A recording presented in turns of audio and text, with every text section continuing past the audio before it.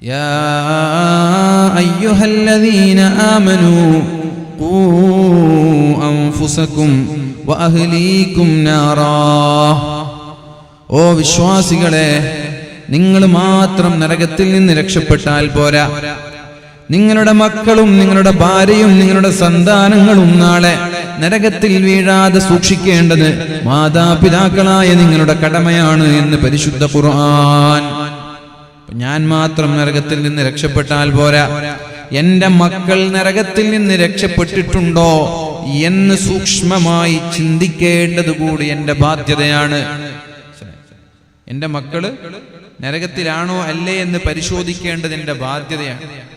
ഞാനോക്കെ എന്ന് ചിന്തിച്ചൊരാള് സ്വർഗത്തിലേക്കുള്ള അമല് ചെയ്യുകയും മക്കളെ ശ്രദ്ധിക്കാതിരിക്കുകയും ചെയ്താൽ ആ പിതാവ് എത്ര നന്മ ചെയ്താലും ആ പിതാവും കൂടി നരകത്തിലേക്ക് പോകേണ്ടി വരും.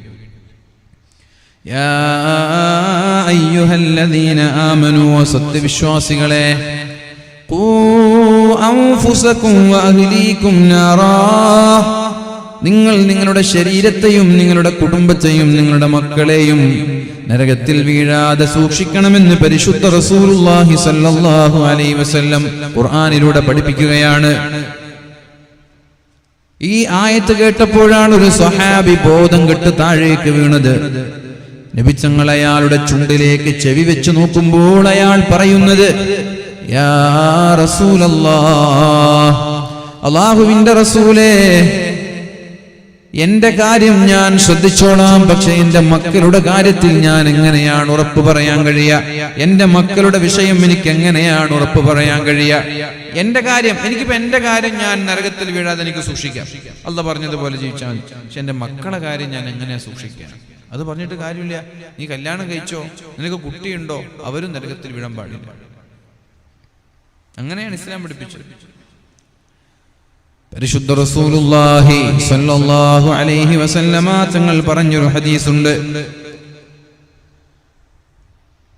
നിങ്ങൾ ഇൻ വുലിദ ലഹു മൗലൂദുൻ, നിങ്ങൾക്കൊരു കുട്ടിയുണ്ടായാൽ ഫൽയുഹ്സിൻ ഇസ്മഹു വഅദബ, നിങ്ങൾക്കൊരു കുട്ടിയുണ്ടായാൽ ആ കുട്ടിക്ക് നിങ്ങൾ നല്ല പേരിട്ട് കൊടുക്കണം. ഫൽയുഹ്സിൻ ഇസ്മഹു വഅദബ, നല്ല പേരിട്ട് കൊടുക്കണം. നല്ല പേരെന്ന് പറഞ്ഞാൽ ഉസ്താദുമാരെ ബുദ്ധിമുട്ടിക്കാനല്ല ഈ നല്ല പേരിന്റെ അർത്ഥം. നല്ല പേരെന്ന് പറഞ്ഞാൽ ഇസ്ലാമിക ചരിത്രത്തിലെ ഇതിഹാസങ്ങളുണ്ട്, ഒരുപാട് ഇതിഹാസങ്ങൾ, അവരുടെ പേരിട്ട് കൊടുക്കുക. അതല്ലാതെ കേൾക്കാൻ രസമുള്ള ജഡ്ജും ഷീനൊക്കെ വെച്ചിട്ടുള്ള ഒരു സ്പെഷ്യൽ പേരുകളുണ്ട്. ഫാരിസിയാണോ, പേർഷ്യനാണോ, ഉറുദു ആണോ, അറബിയാണോ എന്നറിയാത്ത പേരുകൾ. അത്തരം പേരുകൾ നെറ്റിൽ നിന്ന് തെരഞ്ഞെടുത്തിട്ട് നിങ്ങളെ മക്കൾക്ക് ഇട്ട് കൊടുക്കാനല്ല. എന്നൊക്കെ പറഞ്ഞിട്ടൊരു പേര്, കുറെ പേരുകളുണ്ട്. അങ്ങനെ ഇട്ട് കൊടുക്കാനല്ല പറഞ്ഞു. നല്ല പേരിട്ട് കൊടുക്കൽ ഒരു മാതാവിന്റെ പിതാവിന്റെ കടമയാണ്. പിന്നൊന്നുണ്ട് ഇതിൽ, ഇവിടെ ശ്രദ്ധിക്കാൻ.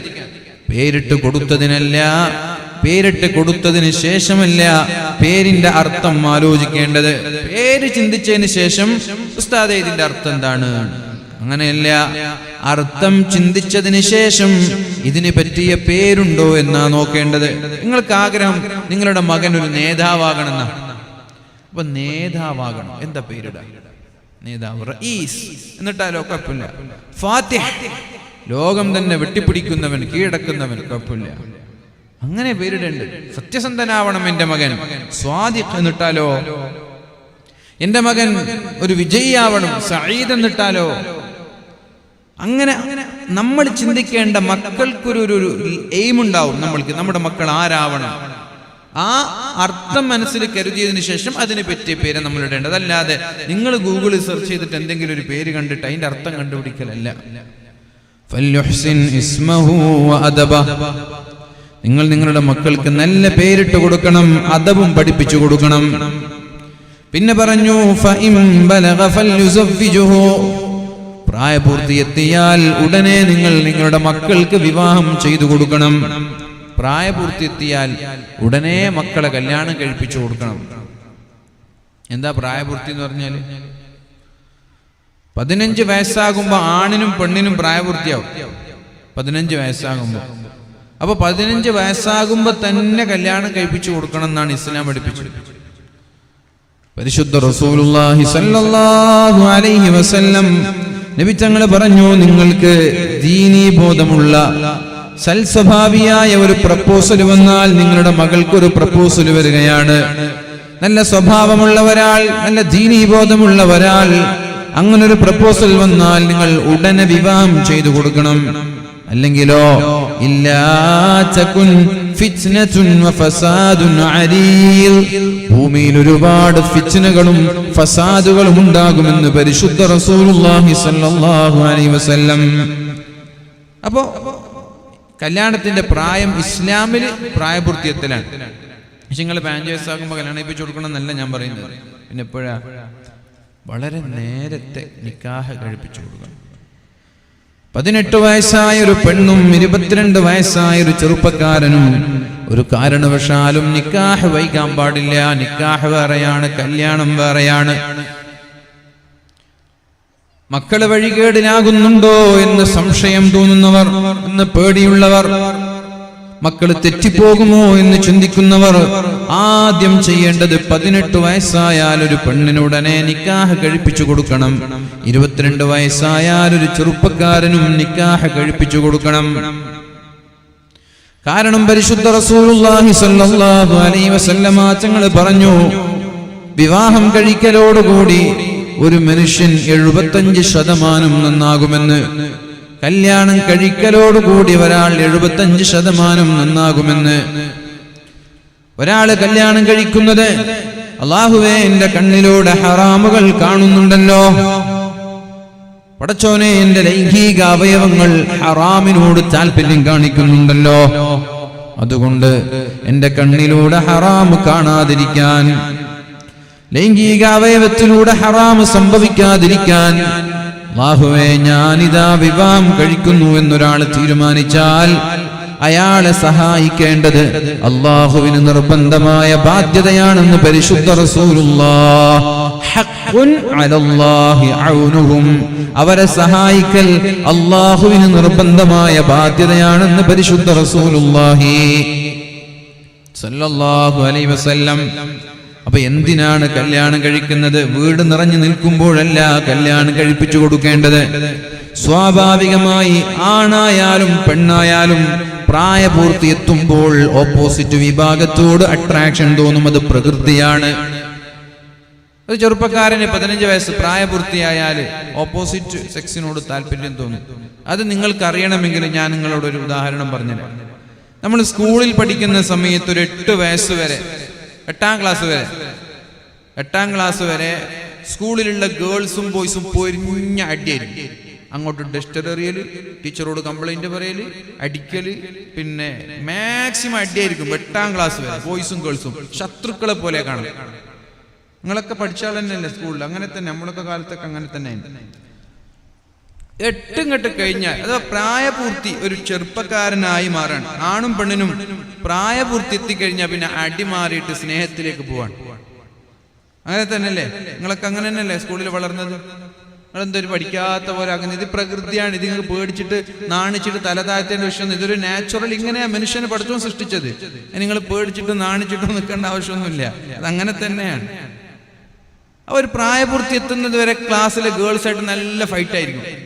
ടീച്ചർമാരോട് കംപ്ലൈന്റ് പറയാം, ടീച്ചർ അവരങ്ങനെ ചെയ്തു, ഇവരെ കംപ്ലൈന്റ് ഇവരിങ്ങനെ ചെയ്തു. അങ്ങോട്ടും ഇങ്ങോട്ടും കംപ്ലൈന്റും അടിയും ചോക്കറിയല് പെണ്ണറിയല് അടി കൊടുക്കലൊക്കെ, മുടി പിടിച്ച് വലിക്കല്. എന്നാൽ നിങ്ങളൊരു SSLCയും +1ഉം +2 ഒക്കെ കഴിഞ്ഞതിന് ശേഷം ഇങ്ങനെ കംപ്ലൈന്റ് പറയുന്നതോ ഡസ്റ്റർ എറിയുന്നതോ മുടി പിടിച്ച് വലിക്കുന്നത് കാണാറുണ്ടോ? പിന്നെ അങ്ങോട്ടും ഇങ്ങോട്ടും ഒരു അട്രാക്ഷൻ തോന്നുക, പെണ്ണിന് ആണിനോടും ആണിന് പെണ്ണിനോടും. എന്തുകൊണ്ട്? പ്രായപൂർത്തി എത്തി രണ്ടുപേരും. അങ്ങനെ ഒരു അട്രാക്ഷൻ തോന്നുമ്പോൾ തന്നെ വിവാഹം ചെയ്തു കൊടുക്കണമെന്നാണ് ഇസ്ലാം പഠിപ്പിച്ചത്. അട്രാക്ഷൻ തോന്നുമ്പോൾ തന്നെ വിവാഹം ചെയ്തു കൊടുക്കണം. ഇല്ലെങ്കിൽ ഹറാമിലൂടെ അവർ തുടരും. ഹറാമിലൂടെ അവർ ചാറ്റ് ചെയ്യാനും സംസാരിക്കാനും പ്രണയിക്കാനും പ്രേമിക്കാനും തുടങ്ങും. അതുകൊണ്ട് വളരെ നേരത്തെ വിവാഹം ചെയ്തു കൊടുക്കണമെന്നാണ് അല്ലാഹുവിന്റെ ഹബീബായ റസൂലുള്ളാഹി സ്വല്ലല്ലാഹു അലൈഹി വസല്ലമ തങ്ങൾ പഠിപ്പിച്ചത്. നിങ്ങൾ ആലോചിച്ചു നോക്ക്. 18 വയസ്സ് എന്ന് പറഞ്ഞാൽ +2 കഴിഞ്ഞ പ്രായമാണ്. +2 കഴിഞ്ഞ പ്രായമാണ്. ആ സമയത്ത് അവർക്ക് നിക്കാഹ് കഴിപ്പിച്ചു കൊടുത്തവരെ ഡിഗ്രി പഠിക്കാൻ നമ്മൾ വിടുകയാണ്. ഡിഗ്രി പഠിക്കാൻ വിടാൻ നിക്കാഹ് കഴിപ്പിച്ചു കൊടുത്തിട്ട് നല്ല സുഖമായിരിക്കുമല്ലോ അവർക്ക്. കോളേജിൽ ആരെങ്കിലും പ്രണയിക്കാൻ പോവോ? ഇല്ല. എന്തേ? ഇവള് ഹിച്ചഡാണ്, ഇവർ പ്രപ്പോസ്ഡാണ്, എൻഗേജ് കഴിഞ്ഞ പെണ്ണാണ്, നിക്കാഹ് കഴിഞ്ഞ പെണ്ണാണ് ഇവൾ. അവ പ്രണയിക്കാൻ പോകും. ഈ പെണ്ണിനും വേറൊരാളോട് പ്രണയമോ താല്പര്യമോ തോന്നില്ല. എന്തേ? ഇവൾക്ക് ഒരു ഭർത്താവുണ്ട്, നിക്കാഹ് കഴിഞ്ഞൊരു ഭർത്താവുണ്ട്. കറങ്ങാൻ പോകാനും ബൈക്കിൽ കറങ്ങാനും കാറിൽ കറങ്ങാനും കൂൾബാറിൽ പോകാനൊക്കെ ആരുണ്ട്? ഭർത്താവുണ്ട്. അപ്പൊ സ്കൂളിൽ നിന്ന് വന്നിട്ടോ വീക്കിലോ ആഴ്ചയിലോ എപ്പോ വേണമെങ്കിലും അവർക്ക് പിക്നിക്കിന് പോവാൻ, ടൂറ് പോവാം. അപ്പൊ അതുകൊണ്ട് ഹറാമായ ചിന്തകൾ ഇവർക്ക് വരൂല. അതേപോലെ ചെറുപ്പക്കാരനും ഇസ്ലാമിക നിയമപ്രകാരം ആ ടൈമിൽ കല്യാണം കഴിപ്പിച്ചു കൊടുക്കണം. പക്ഷെ നമ്മുടെ രാജ്യത്തിന്റെ നിയമപ്രകാരം നമ്മൾക്ക് അത് എന്ത് ചെയ്യാൻ പറ്റൂല, ഇവിടെ വിവാഹം കഴിപ്പിച്ചു കൊടുക്കാൻ പറ്റില്ല. 22 വയസ്സായ 2 പേരെയും നമ്മൾ നിക്കാഹ് കഴിപ്പിച്ചതിന് ശേഷം സ്വതന്ത്രമായി പഠിക്കാൻ അനുവദിക്കണം. പഠിക്കണം നമ്മുടെ മക്കളെ. പഠനത്തിൽ നിന്നൊരടി പിന്നോട്ട് പോകാൻ പാടില്ല നമ്മുടെ മക്കളാരും. കാരണം ഇസ്ലാം, ഈ മക്കളൊക്കെ എന്തിനാണ് നമ്മൾ വളർത്തുന്നത്? നമ്മുടെ ദീനിന്റെ നിലനിൽപ്പിന് വേണ്ടിയാണ് നമ്മുടെ മക്കളെ നമ്മൾ വളർത്തുന്നത്. അതിനു വേണ്ടിയാണ് നമ്മൾക്ക് നമ്മുടെ മക്കളെ. അതുകൊണ്ടാണ് അല്ലാഹുവിന്റെ ഹബീബായ റസൂലുള്ളാഹി സ്വല്ലല്ലാഹു അലൈഹി വസല്ലം നന്നായി പ്രസവിക്കുന്ന സ്ത്രീകളെ നിങ്ങൾ വിവാഹം കഴിക്കണം എന്ന് പറഞ്ഞത്. അവരൊക്കെ ഇസ്ലാം ദീനിന് ഉപകരിക്കുന്നവരാവണം.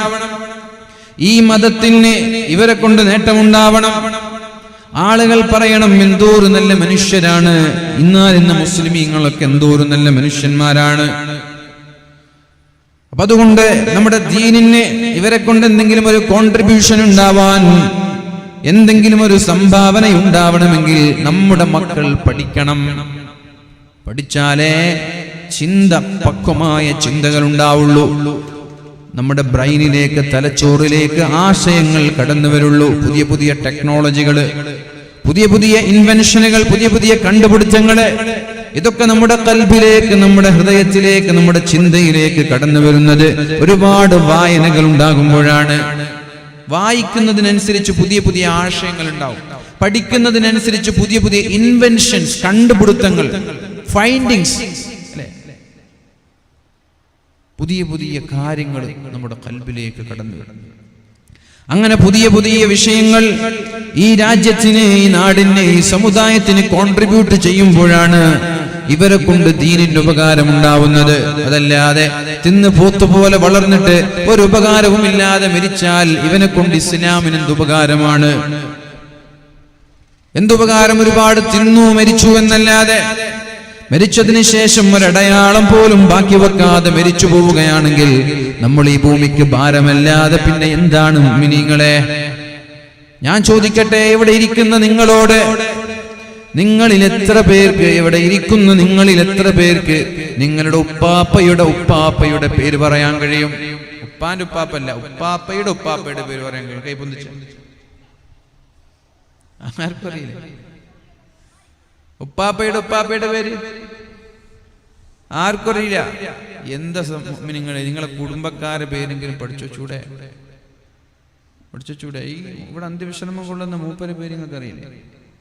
അറിയൂ. എന്നാ ഉപ്പാപ്പാന്റെ പേര് അറിയില്ല അല്ലേ?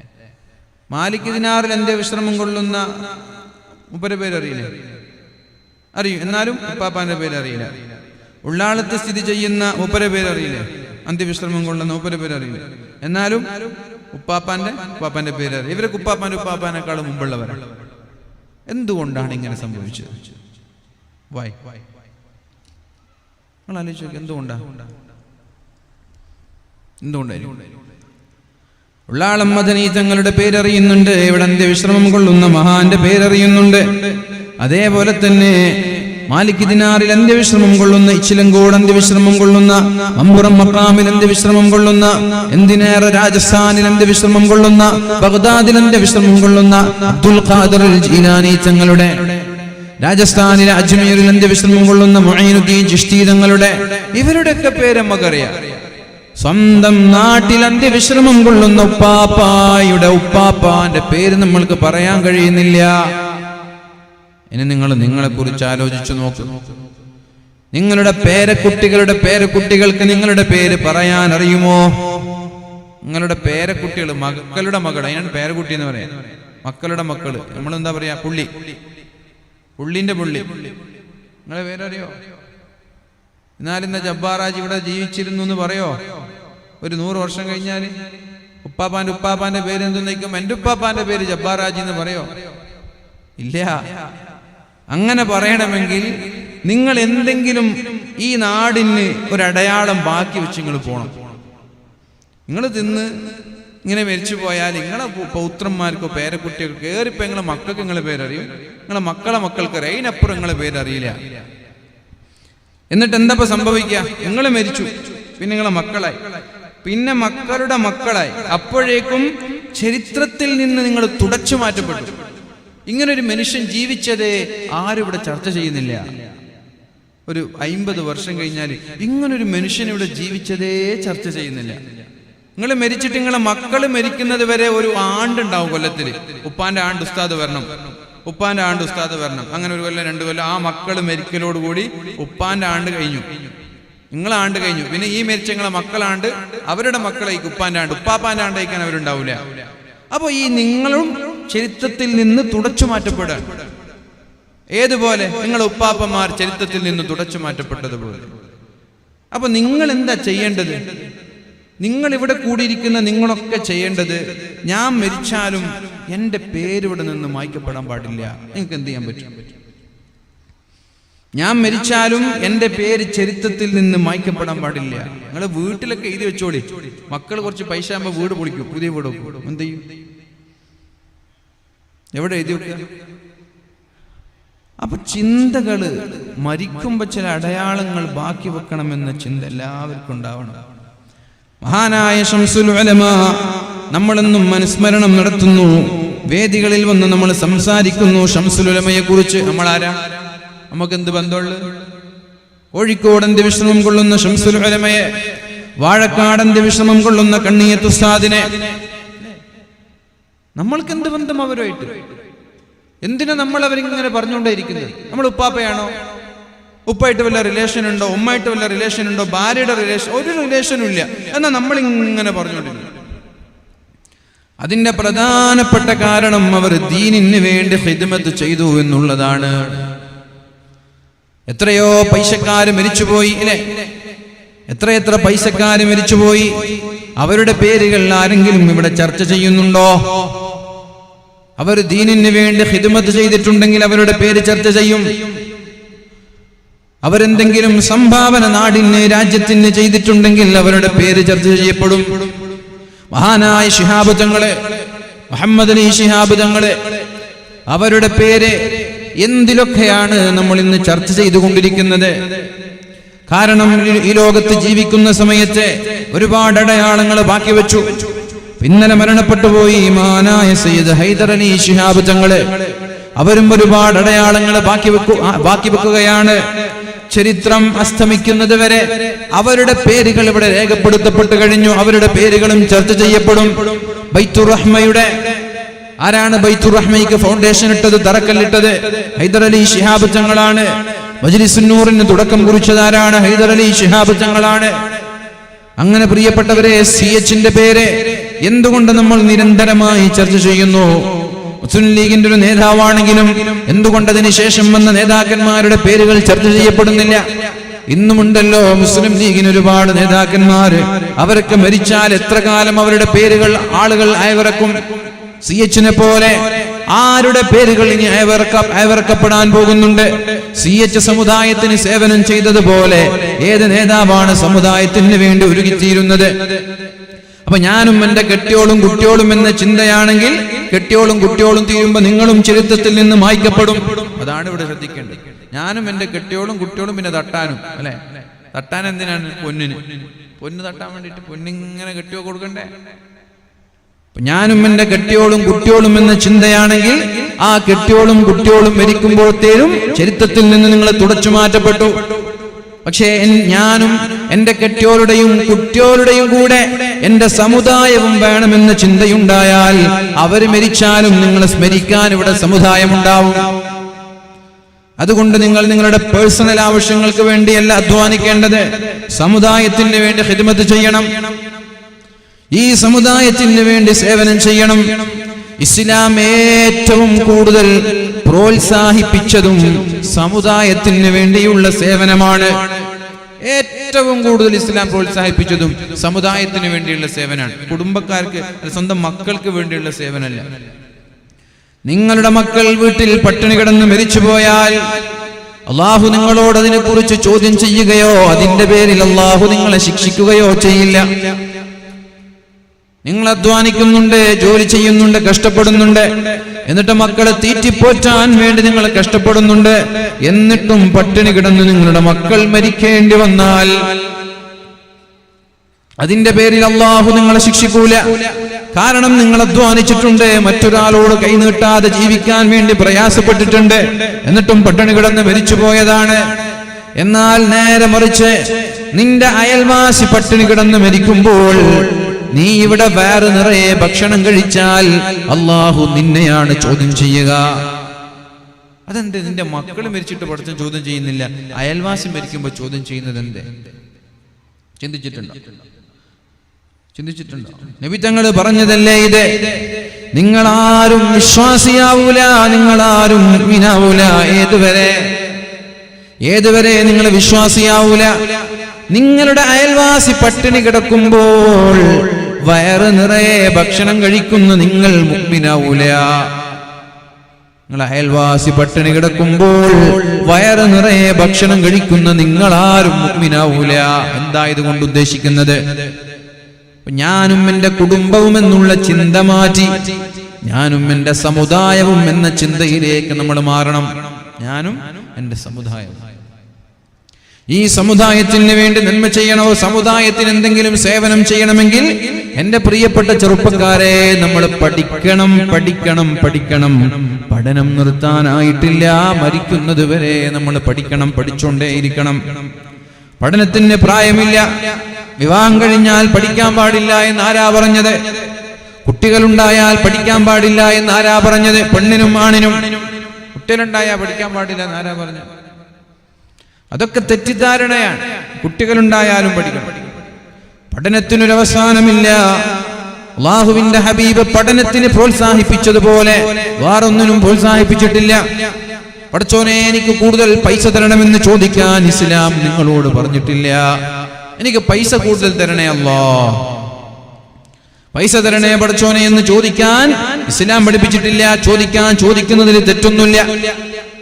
എനിക്ക് സ്ഥാനമാനങ്ങൾ നൽകണേ എന്ന് ചോദിക്കാൻ ഇസ്ലാം പഠിപ്പിച്ചിട്ടില്ല. ചോദിക്കുന്നതിൽ കുഴപ്പമില്ല. പക്ഷെ എന്താ ഇസ്ലാം പറഞ്ഞത്? അല്ലാഹുവേ, എനിക്ക് നീ ഇൽമിനെ നീ കൂടുതൽ തരണേ അല്ലാ, എനിക്ക് നീ കൂടുതൽ വിദ്യാഭ്യാസം തരണേ അല്ലാ, എനിക്ക് നീ കൂടുതൽ ഇൽമ് നൽകണേ അല്ലാ, എന്നെ നീ കൂടുതൽ പഠിപ്പിക്കണേ അല്ലാ. ഇതിങ്ങനെ ചോദിക്കാൻ പറഞ്ഞ സമുദായത്തിന്റെ മക്കളാണ് വെള്ളിയാഴ്ച ദിവസം ജുമഅ നിസ്കാരം കഴിഞ്ഞ് ഉസ്താദ് പ്രസംഗിക്കാൻ വേണ്ടി ഒരു 10 മിനിറ്റ് എണീറ്റ് പ്രസംഗിക്കാൻ നിൽക്കുമ്പോ ഓടിപ്പോവാൻ. ഇൽമ് താ പഠിച്ചോനെ എന്ന് ദുആ ചെയ്യാൻ പഠിപ്പിച്ച ഒരു സമുദായം ഇൽമിനെ പിടിച്ചോന്ന് പറയുമ്പോ എണീറ്റിട്ട് ഓടുമ്പോ കൈ പിടിച്ച് നിർത്താൻ രക്ഷിതാക്കളായ നിങ്ങൾക്ക് താല്പര്യമില്ല, രക്ഷിതാക്കളായ നിങ്ങൾക്ക് സമയമില്ല. എന്നിട്ട് നമ്മളിങ്ങനെ മക്കളെ കുറ്റപ്പെടുത്തിയാൽ ശരിയാവോ? ഇല്ല. മുഅ്മിനീങ്ങളെ, നമ്മളൊരു കാരണവശാലും ഞാൻ ആ പ്രായത്തിലുള്ള മക്കളെ കുറ്റപ്പെടുത്തൂല. ആ സമയം അടിച്ചു പൊടിക്കണമെന്ന് തോന്നുന്ന സമയമാണത്. ആരല്ലെങ്കിലും ഈ ദീനുമായിട്ടുള്ള ബന്ധം വിട്ടുനിൽക്കുന്ന പ്രായം ഏതാണല്ലെങ്കിൽ ഒരു 15 മുതൽ 35 വയസ്സ് വരെയുള്ള പ്രായം. 35 ആകുമ്പോ പിന്നെ ചെറുപ്പക്കാർക്ക് തോന്നി തുടങ്ങി എനിക്ക് വയസ്സായല്ലോ, താടി മുടിയൊക്കെ നിരക്കാൻ തുടങ്ങി, കുറച്ച് പക്വത വരാൻ തുടങ്ങി, വാദിനോടും ദീനിനോടൊക്കെ അടുപ്പം തോന്നി. ഒരു 15-ന്റെയും 30-ന്റെയും ഇടയിലുള്ള യുവാക്കളാണ് നമ്മൾക്ക് പിടിച്ചാൽ കിട്ടാത്ത പ്രായം. കിട്ടാഞ്ഞിട്ടല്ല, കിട്ടും, പിടിക്കാഞ്ഞിട്ടാണ്. പിടിച്ചവർക്കൊക്കെ കിട്ടിയിട്ടുണ്ട്, പിടിക്കാൻ ശ്രമിച്ചവർക്കൊക്കെ ആ പ്രായത്തിലുള്ളവർ കിട്ടിയിട്ടുണ്ട്. ശ്രമിക്കാത്തവർക്ക് കിട്ടൂല, കാരണം അത് പക്വതയില്ലാത്തൊരു പ്രായമാണ്, അടിച്ചുപൊളിയുടെ പ്രായമാണ്, എൻജോയ്മെന്റിന്റെയും എന്റർടൈൻമെന്റിന്റെയും പ്രായമാണ്. കാരണം കുട്ടികൾക്ക് ആ സമയത്ത് നന്നാവണമെന്നോ ഖുർആൻ ഓതണമെന്നോ നിസ്കരിക്കണമെന്നോ ഒന്നും തോന്നും, നല്ല ചോരത്തുളപ്പുള്ള സമയമാണ്. ആരെയും ചോദ്യം ചെയ്യണം, ആരെയും വെല്ലുവിളിക്കണം, ഞാൻ ആഗ്രഹിച്ചതൊക്കെ നടക്കണമെന്ന് ചിന്തിക്കുന്ന പ്രായമാണ്. അപ്പോ ഒരു പട്ടത്തിന്റെ കയറ് പോലെ അവരെ കയറിട്ടിട്ട് ഇങ്ങനെ കൺട്രോൾ ചെയ്യാൻ രക്ഷിതാക്കൾക്ക് കഴിയണം. പട്ടം കണ്ടിട്ടില്ലേ? പട്ടം എന്നല്ലേ കാസർഗോഡ് രാഷ്ട്രീയ പറയുന്നല്ലേ പട്ടം? ഞാനങ്ങനെ ചോദിക്കുന്നത് ഡോക്ടർ പട്ടം എന്ന് പറയുമ്പോൾ ഇങ്ങനെ അട്ടം നോക്കിയതുകൊണ്ട് ഞാൻ ചോദിച്ചതാണ്. പട്ടം നിങ്ങൾ പറയാറില്ലേന്ന്. നിങ്ങൾ പിന്നെ അവിടെ ഇവിടെ എൻ്റെ ആളാണ് ഉപ്പളക്കാർ. അപ്പൊ നിങ്ങൾക്ക് പട്ടത്തിന് വേറെന്ത് പേരുണ്ടെന്ന് അറിയില്ല. ആ പട്ടം നിങ്ങൾ ശ്രദ്ധിച്ചിട്ട് കാണും. പട്ടം ഒരാളിങ്ങനെ വള്ളി പിടിച്ചിട്ട് കയറ് പിടിച്ചിട്ട് പട്ടത്തിങ്ങനെ പറത്തു. അപ്പൊ പട്ടം വിചാരിക്കണം, ഇയാളെന്തിനാ എന്നെ പിടിക്കുന്നത്, ഇയാളെന്തിനാ എന്റെ ബാക്കിൽ കൂടുന്നത്. ഏതുപോലെ മക്കൾ ചിന്തിക്കണം, ഈ ഉപ്പെന്തിനാ എന്റെ ബാക്കിൽ കൂടുന്നത്, ഉപ്പെന്തിനാ എന്റെ ബാക്കിൽ ഇങ്ങനെ കൂടുന്നത്. ഉപ്പ വിട്ട ഞാനൊന്നിങ്ങനെ പറക്കുമായിരുന്നു, ഞാനിങ്ങനെ അടിച്ചു പൊളിക്കുമായിരുന്നു. അതേപോലെ പട്ടവും ചിന്തിക്കാൻ, ഈ കയറൊന്ന് വിട്ടിരുന്നെങ്കിൽ ഞാൻ ഒന്ന് ഉയരങ്ങളിലേക്ക് ഉന്നതങ്ങളിലേക്ക് പാറിക്കളിക്കുമായിരുന്നു. സത്യത്തിൽ എന്താ സംഭവിക്കുക? പട്ടത്തിന്റെ കയറ് പൊട്ടിച്ചാൽ എന്താ സംഭവിക്കുക? പട്ടം താഴെ വീഴും. പട്ടത്തിന്റെ കയറ് പൊട്ടിച്ചാൽ എന്താ സംഭവിക്കുക? ദൂരെ അകലെ പറക്കുന്ന പരുന്തിനോട് പട്ടം പറഞ്ഞു അത്രേ, നിന്നെപ്പോലെ ഉന്നതങ്ങളിലേക്ക് പറക്കാൻ എനിക്ക് താല്പര്യമുണ്ട്, പക്ഷെ താഴെ നിന്നൊരാൾ എന്നെ നിയന്ത്രിക്കുകയാണ്, ദയവ് ചെയ്ത് എന്റെ കയറൊന്ന് മുറിച്ചു തരുമോ. പരുന്ത് മുറിച്ചു കൊടുത്തു, ഡും എന്ന് പറഞ്ഞ് പട്ടം താഴേക്ക് വന്നു. അപ്പൊ ആ പട്ടമാണ് നമ്മുടെ യുവാക്കൾ. ഈ കയറാണ് നമ്മൾ ഈ പിടിക്കുന്ന കയറാണ് നമ്മൾ. ആ പിടുത്തം വിട്ടാൽ മക്കൾ ഇങ്ങനെ അടിച്ചു പൊളിക്കും. ദീനിൽ നിന്ന് ബന്ധമൊന്നും ഉണ്ടാവില്ല. കഴിയുന്നതും കാണുന്നതും കേൾക്കുന്നതും ഒക്കെ അവരിങ്ങനെ ആഘോഷിച്ചു ജീവിക്കും. നേരെ മറിച്ച് കയറിട്ടിങ്ങനെ വലിച്ചു പിടിച്ച ഒരു നിയന്ത്രണം എപ്പോഴും ഉണ്ടാവും. അതുകൊണ്ടാണ് അല്ലാഹുവിന്റെ ഹബീബിന്റെ പ്രിയപ്പെട്ട സ്വഹാബാക്കളിൽ നിന്നും മഹാന്മാരിൽ നിന്നൊക്കെ നമ്മളോട് പഠിപ്പിച്ചു തന്നത്, 7 വയസ്സ് വരെ നിങ്ങൾ നിങ്ങളുടെ മക്കളോട് കളിക്കണം. ആ സമയത്ത് മക്കളെ അടിക്കാൻ പാടില്ല. മക്കളടിക്കുന്ന ഉമ്മമാരുണ്ട്. എന്റെ ശബ്ദം ശ്രവിക്കുന്ന ഉമ്മമാരെ, നിങ്ങൾ മക്കളെ അടിച്ചിട്ടുണ്ടെങ്കിൽ അല്ലാഹുവിന്റെ കോടതിയിൽ നിങ്ങൾ സമാധാനം പറയേണ്ടി വരും. ഇത് തമാശയല്ല. 7 വയസ്സിന് മുമ്പ് നിങ്ങൾ മക്കളെ അടിച്ചിട്ടുണ്ടെങ്കിൽ അല്ലാഹുവിന്റെ കോടതിയിൽ നിങ്ങൾ സമാധാനം പറയേണ്ടി വരും. അടിക്കാൻ പാടില്ല.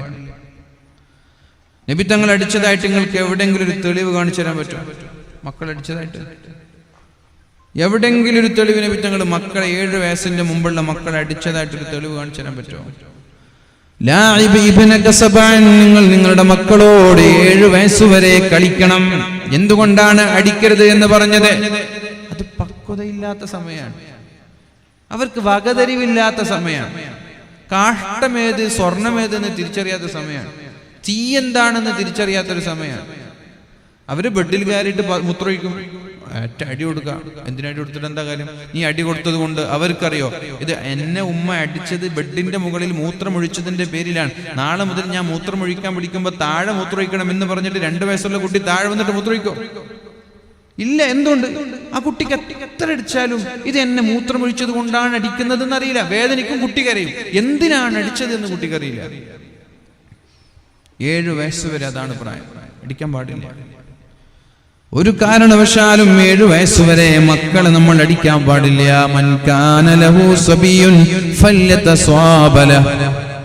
നിങ്ങൾക്കൊരു കുട്ടിയുണ്ടായാൽ ആ കുട്ടിയെ പോലെ അഭിനയിക്കണമെന്ന് മഹാനായ ഉമർ ഇബ്നുൽ ഖത്താബ് റളിയല്ലാഹു അൻഹു പാരന്റിംഗ് കോഴ്സ് കൊടുക്കണം. ഇന്നത്തെ ഏറ്റവും വലിയ കോമഡി എന്ന് പറയുന്നത്, എല്ലാ കാര്യങ്ങൾക്കും ഇവിടെ എന്തുണ്ട്? ട്രെയിനിങ് ഉണ്ട്. എല്ലാ കാര്യങ്ങൾക്കും ഇവിടെ ട്രെയിനിങ് ഉണ്ട്. പക്ഷേ കല്യാണം കഴിക്കാൻ പോകുന്ന ഒരാൾക്ക് ട്രെയിനിങ് കൊടുക്കുന്നില്ല, അല്ലേ? ഹജ്ജിന് പോകുമ്പോൾ ട്രെയിനിങ് ഉണ്ട്. ഹജ്ജിന് പോകുമ്പോൾ ഒരുപാട് ഹജ്ജ് ക്ലാസ്സുകൾ. അവിടെ പോയാൽ ഇങ്ങനെ, ഇവിടെ പോയാൽ ഇങ്ങനെ, അജറുൽ അസ്വദ് ഇങ്ങനെ, മഖാം ഇബ്രാഹിം ഇതാണ്, ഇവിടെ വെച്ചിട്ട് ഫോട്ടോ വെച്ചിട്ടും വീഡിയോ വെച്ചിട്ടും ക്ലാസ്സുകളോട് ക്ലാസ്സുകൾ. ഇതിനൊന്നും ആവശ്യമുണ്ടോ?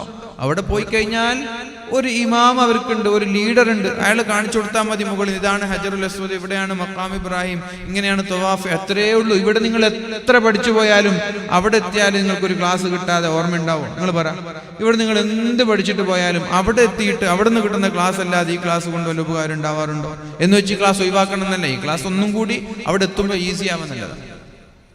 ഹജ്ജിനിങ്ങനെ നിരന്തരമായ ക്ലാസ്സുകൾ. റമദാൻ വരുമ്പോ റമദാനിനെ കുറിച്ചും ക്ലാസ്സുകൾ, റബീഉ വരുമ്പോ റബീഉ പ്രഭാഷണങ്ങൾ, മെഹറാജ് വരുമ്പോ മെഹറാജ് സന്ദേശം, റാത്തീബ് വരുമ്പോ റാത്തീബിനെ കുറിച്ച്, എല്ലാറ്റിനും ട്രെയിനിങ് ഉണ്ട്, സന്ദേശവും വാദും എല്ലാം ഉണ്ട്. കല്യാണത്തെ കുറിച്ച് മാത്രം ഇവിടെ ട്രെയിനിങ് ഇല്ല. എക്സ്പീരിയൻസും പാടില്ല കല്യാണത്തിന്. ഒരു ചെറുപ്പക്കാരൻ പെണ്ണ് നോക്കാൻ പോകുമ്പോൾ എത്ര വർഷത്തെ എക്സ്പീരിയൻസ് ഉണ്ടെന്ന് ചോദിക്കോ? എനിക്ക് 5 വർഷത്തെ എക്സ്പീരിയൻസ് ഉണ്ടെന്ന് പറഞ്ഞാൽ എന്താ ഉപ്പ പറയാ? തൽക്കാലം ഇപ്പൊ എക്സ്പീരിയൻസ് ഉള്ള ആളെ നോക്കുന്നില്ല, നിങ്ങൾ വണ്ടി വിട്ടോളി എന്നല്ല പറയാ. അവിടെ എക്സ്പീരിയൻസ് കൊണ്ട് കാര്യമില്ല. എക്സ്പീരിയൻസിന് അവിടെ വേണ്ട. എക്സ്പീരിയൻസ് ഉള്ളവരെ അടുപ്പിക്കുകയില്ല. എന്നാൽ വേറെ ഏതെങ്കിലും ഒരു ജോലി, ഗൾഫിൽ കഫ്റ്റീരിയൊക്കെ വരെ എക്സ്പീരിയൻസ് വേണം. കഫ്റ്റീരിയയിൽ എന്താ കഫ്റ്റീരിയൽ പോയിട്ട് പണി? അറബികൾ എന്നിട്ട് ഓർണടിക്കുമ്പോൾ ചായ കൊണ്ടേ കൊടുക്കില്ല. അതിന് പോലും എക്സ്പീരിയൻസ്. എത്ര വർഷത്തെ എക്സ്പീരിയൻസ് ഉണ്ട്? ആരെങ്കിലും ജോലി കൊടുത്താലല്ലേ എക്സ്പീരിയൻസ് ഉണ്ടാവുക. ആദ്യം തന്നെ പോകുമ്പോൾ എക്സ്പീരിയൻസ് ആയിരിക്കും. അപ്പൊ ഏറ്റവും കൂടുതൽ ട്രെയിനിങ് വേണ്ട ഒരു മേഖല വിവാഹവും ദാമ്പത്യ ജീവിതവും പാരന്റിംഗ് ആണ്, മക്കളെ വളർത്തലാണ്. ഇന്ന് ഉമ്മമാർക്ക് എങ്ങനെ മക്കളെ വളർത്തണമെന്ന് അറിയേയില്ല. എങ്ങനെ മക്കളെ വളർത്തണം?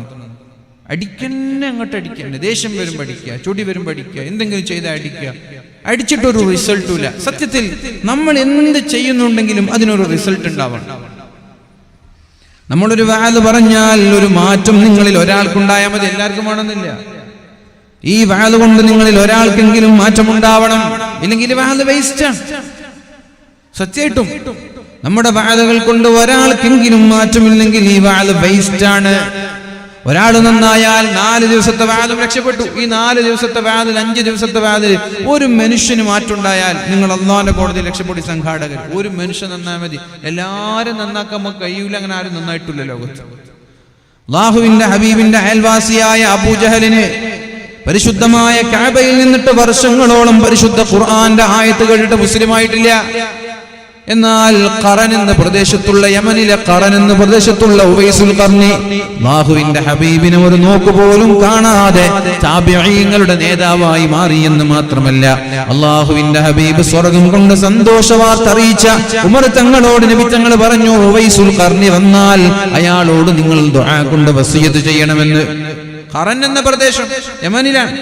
ഖറൻ എന്ന പ്രദേശത്തുള്ള മഹാനായ ഉവൈസുൽ ഖർനി നിങ്ങളുടെ നാട്ടിലേക്ക് ഉംറയ്ക്ക് വന്നാൽ, ഹജ്ജിന് വന്നാൽ അയാളോട് നിങ്ങൾ ദുആ കൊണ്ട് വസിയത്ത് ചെയ്യണം. അല്ലാഹുവിന്റെ ഹബീബിനെ കണ്ടിട്ട് പോലുമില്ല അയാൾ. അല്ലാഹുവിന്റെ ഹബീബിനെ കണ്ടിട്ടില്ല. എന്നാൽ നാഴികക്ക് 40 വട്ടം അല്ലാഹുവിന്റെ ഹബീബിനെ കാണുന്ന, നിരന്തരമായ ഖുർആൻ ഓത്ത് കേൾക്കുന്ന, നബി തങ്ങൾ നിസ്കരിക്കുന്നത് കാണുന്ന അബൂജഹലിന് ഈ പരിശുദ്ധമായ ദീനിലേക്ക് വരാൻ കഴിഞ്ഞിട്ടില്ല. എല്ലാവരും നന്നാവണമെന്നില്ല. നമ്മൾ ആഗ്രഹിക്കണം എല്ലാവരുടെയും നന്മ, പക്ഷെ എല്ലാവരും നന്നായിക്കൊള്ളണമെന്നില്ല. 950 വർഷക്കാലം മഹാനായ നൂഹ് നബി അലൈഹിസ്സലാം വാല് പറഞ്ഞു സ്വന്തം ഭാര്യയെ നന്നാക്കാൻ നൂഹ് നബിക്ക് കഴിഞ്ഞിട്ടില്ല. ഭാര്യയെ നന്നാക്കാൻ നൂഹ് നബിക്ക് കഴിഞ്ഞിട്ടില്ല. 950 വർഷം വാല് പറഞ്ഞിട്ട് സ്വന്തം മകനെ നന്നാക്കാൻ കഴിഞ്ഞിട്ടില്ല. നിങ്ങൾ പറയില്ലേ ഇയാള് ബാല് പറഞ്ഞ് നടക്കുന്നുണ്ട്, ഇയാളെ മക്കളെ അവസ്ഥ നോക്കും. നിങ്ങൾ പറയില്ലേ ഇയാള് വലിയ ലോകം ഓടിയ ബാല് പറഞ്ഞ് നടക്കുന്ന ആളാ, ഇയാളെ മക്കളെ അവസ്ഥ നോക്കുന്നു പറയില്ലേ? പറയില്ലേ നിങ്ങൾ? ഏതെങ്കിലും ഒരു മൊയിലാരം മോന് മോശമായാലും പറയില്ലേ? ഞാൻ കേട്ടിട്ടുണ്ട് പറയുന്നത്. നിങ്ങൾ കേട്ടിട്ടില്ലെങ്കിലും നിങ്ങൾ എന്നെയും പറയും, നാളെ വേറെ ആളും പറയും, എനിക്ക് ഉറപ്പാണ്. അപ്പൊ നമ്മൾ ആരെയും അത്തരം വിഷയങ്ങളിൽ കുറ്റപ്പെടുത്തിയിട്ട് കാര്യമില്ല. നമ്മൾ നന്നാവാൻ വേണ്ടി അധ്വാനിക്കുന്നില്ലെങ്കിൽ കുറ്റം പറയണം. എന്നാൽ ഒരാൾ നന്നാവാൻ വേണ്ടി അധ്വാനിച്ചു. നൂഹ് നബി അലൈഹിസ്സലാം 950 വർഷം അധ്വാനിച്ചിട്ടും മക്കളെ നന്നാക്കാൻ അദ്ദേഹത്തിന് കഴിഞ്ഞില്ല. 950 വർഷം രാവ് ഊണും ഉറക്കില്ലാതെ, രാവും പകലില്ലാതെ വാല് പറഞ്ഞു സ്വന്തം ഭാര്യയെ പോലും നന്നാക്കാൻ കഴിഞ്ഞില്ല, മകനെ പോലും നന്നാക്കാൻ കഴിഞ്ഞില്ല. എന്നിട്ട് മകൻ അല്ലാഹു തആല ആ മകനെ പിടിച്ചപ്പോൾ വെള്ളത്തിൽ മുക്കിക്കളഞ്ഞപ്പോ ബേജാറും ടെൻഷനും കൂടി മഹാനായ നൂഹ് നബി അലൈഹിസ്സലാം പറഞ്ഞു, അല്ലാഹുവേ ഇന്ന ബിനി മിൻ അഹ്ലി, എന്റെ മകൻ എന്റെ കുടുംബത്തിൽപ്പെട്ട ആളാണ്. നീ എനിക്കൊരു വാക്ക് തന്നിട്ടുണ്ട്, നിന്റെ കുടുംബത്തിൽപ്പെട്ട ഒരാളും നാളെ നരകത്തിൽ വീഴൂല എന്ന്. നീ എനിക്ക് വാക്ക് തന്നിട്ടുണ്ട്, എന്റെ കുടുംബക്കാരും നരകത്തിൽ വീഴൂല. അതുകൊണ്ട് എന്റെ മകനെ രക്ഷപ്പെടുത്തണം. എന്താ അല്ലാഹു പറഞ്ഞത്? ഇന്നഹു ലൈസ മിൻ അഹ്ലിക്, നൂഹേ ആ മകൻ നിന്റെ കുടുംബത്തിൽപ്പെട്ടവനല്ല. ഇന്നഹു അമലുൻ ഗൈറു സാലിഹ്, അതൊരു ദുഷ്ചെയ്തിയാണ്, അതൊരു ദുഷ്പ്രവർത്തനമാണ്, അതൊരു ദുഷ്കർമ്മമാണ്, അതൊരു മോശമായ ഒരു സാധനമാണ്. അപ്പൊ നിന്റെ കുടുംബത്തിൽ പെടുത്താൻ പറ്റൂല. ഇന്നഹു അമലുൻ ഗൈറു സാലിഹ്, ആ മകൻ സ്വാലിഹല്ലാത്ത മകനായതുകൊണ്ട് ഒരു കാരണവശാലും ആ മകനെ നിന്റെ കുടുംബത്തിൽ ഉൾപ്പെടുത്താൻ കഴിയില്ല. അതുകൊണ്ട് എന്റെ പ്രിയപ്പെട്ടവരെ, സഹോദരങ്ങളെ, സഹോദരിമാരെ, നമ്മൾ ഈ വാല് ചെയ്യുമ്പോഴും വാല് നടത്തുമ്പോഴും എന്തെങ്കിലും ഒരു മാറ്റം നമ്മളിൽ ഉണ്ടാവണം. ഇപ്പൊ നിങ്ങൾക്ക് നന്നാവണമെന്ന് തോന്നുന്നുണ്ടോ? അതന്നെ വലിയ നേട്ടം. അങ്ങനെ വീട്ടിൽ പോയിട്ട് നിങ്ങൾക്ക് മറന്നു പോയാലും ശരി. അള്ളാഹുവിന്റെ ഹബീബായ നബി തങ്ങളുടെ സമീപത്തേക്ക് ഹൻദല എന്ന് പറയുന്ന ഒരു സ്വഹാബി വന്നു. സിദ്ദീഖ് തങ്ങളെയാണ് ആദ്യം കാണുന്നത്. നാഫഖ ഹൻദല, സിദ്ദീഖേ ഹൻദല മുനാഫിഖായി പോയി. എന്താ മുനാഫിഖ് എന്ന് പറഞ്ഞാൽ? മുശ്രിക്കീങ്ങളായ ബഹുദൈവ വിശ്വാസികൾക്ക് അല്ലാഹു നൽകുന്ന ശിക്ഷയെക്കാളും വളരെ കാഠിന്യമുള്ള ശിക്ഷയാണ് മുനാഫിഖിന് നൽകുന്നത്. നരകത്തിന്റെ 70 തട്ടിൽ ഏറ്റവും അടിത്തട്ടിലാണ് ഫിദ്ദർക്കിൽ അസ്ഫലി മിനന്നാർ. നരകത്തിന്റെ ഏറ്റവും അടിത്തട്ടിലാണ് അവരുള്ളത്. വേദനാജനകമായ ശിക്ഷ അനുഭവിക്കേണ്ടവർ മുനാഫിഖീങ്ങളാണ്. ആ മുനാഫിഖീങ്ങളിൽ ഞാൻ പെട്ടുപോയി എന്ന് മഹാനായ ഹൻദല റളിയല്ലാഹു അൻഹു സിദ്ദീഖ് തങ്ങളോട് പറഞ്ഞു. എന്താ കാരണം? നബി തങ്ങൾ വാദ് പറയുമ്പോൾ നന്നാവണമെന്ന് തോന്നും, വീട്ടിലെത്തിയല്ല മറന്നു. സിദ്ദീഖ് തങ്ങൾ പറഞ്ഞു എനിക്കുണ്ടല്ലോ കുഴപ്പം, അപ്പൊ ഞാനും മുനാഫിഖ് തന്നെയാണല്ലോ. അങ്ങനെയാണ് രണ്ടുപേരും അള്ളാഹുവിന്റെ ഹബീബിനെ കാണാൻ പോയത്. നബിയേ നാഫഖ ഹൻദല, ഹൻദല മുനാഫിഖാണെന്ന് പറഞ്ഞു നബിയേ. എന്താ കാരണം? ഇങ്ങനെയൊക്കെയാണ് നബിയെ. അപ്പൊ നബി തങ്ങൾ പറഞ്ഞു, നിങ്ങൾ എന്റെ വഅദ് കേട്ട് നിങ്ങൾ കഴിയുന്നത് പോലെ ജീവിക്കാൻ ശ്രമിക്കുക. അതല്ലാതെ ഞാൻ പറയുന്നത് അതേപോലെ ജീവിക്കണം, ഇവിടെ കേട്ടത് അതേപോലെ നടക്കണമെന്ന് പറഞ്ഞാൽ അത് നടക്കാൻ പോകുന്ന കാര്യമല്ല. അങ്ങനെ നിങ്ങൾ നടക്കുകയാണെങ്കിൽ നിങ്ങളുടെ വഴിയിൽ മലായികകൾ ആകാശത്തു നിന്നിറങ്ങി വന്ന് നിങ്ങൾക്ക് മുസാഫഹത്ത് ചെയ്യുന്നത് കൊണ്ട് കഴിവിന്റെ പരമാവധി നിങ്ങൾ സൂക്ഷിക്കണമെന്നാണ് അല്ലാഹുവിന്റെ ഹബീബ് പറഞ്ഞു കൊടുത്തത്.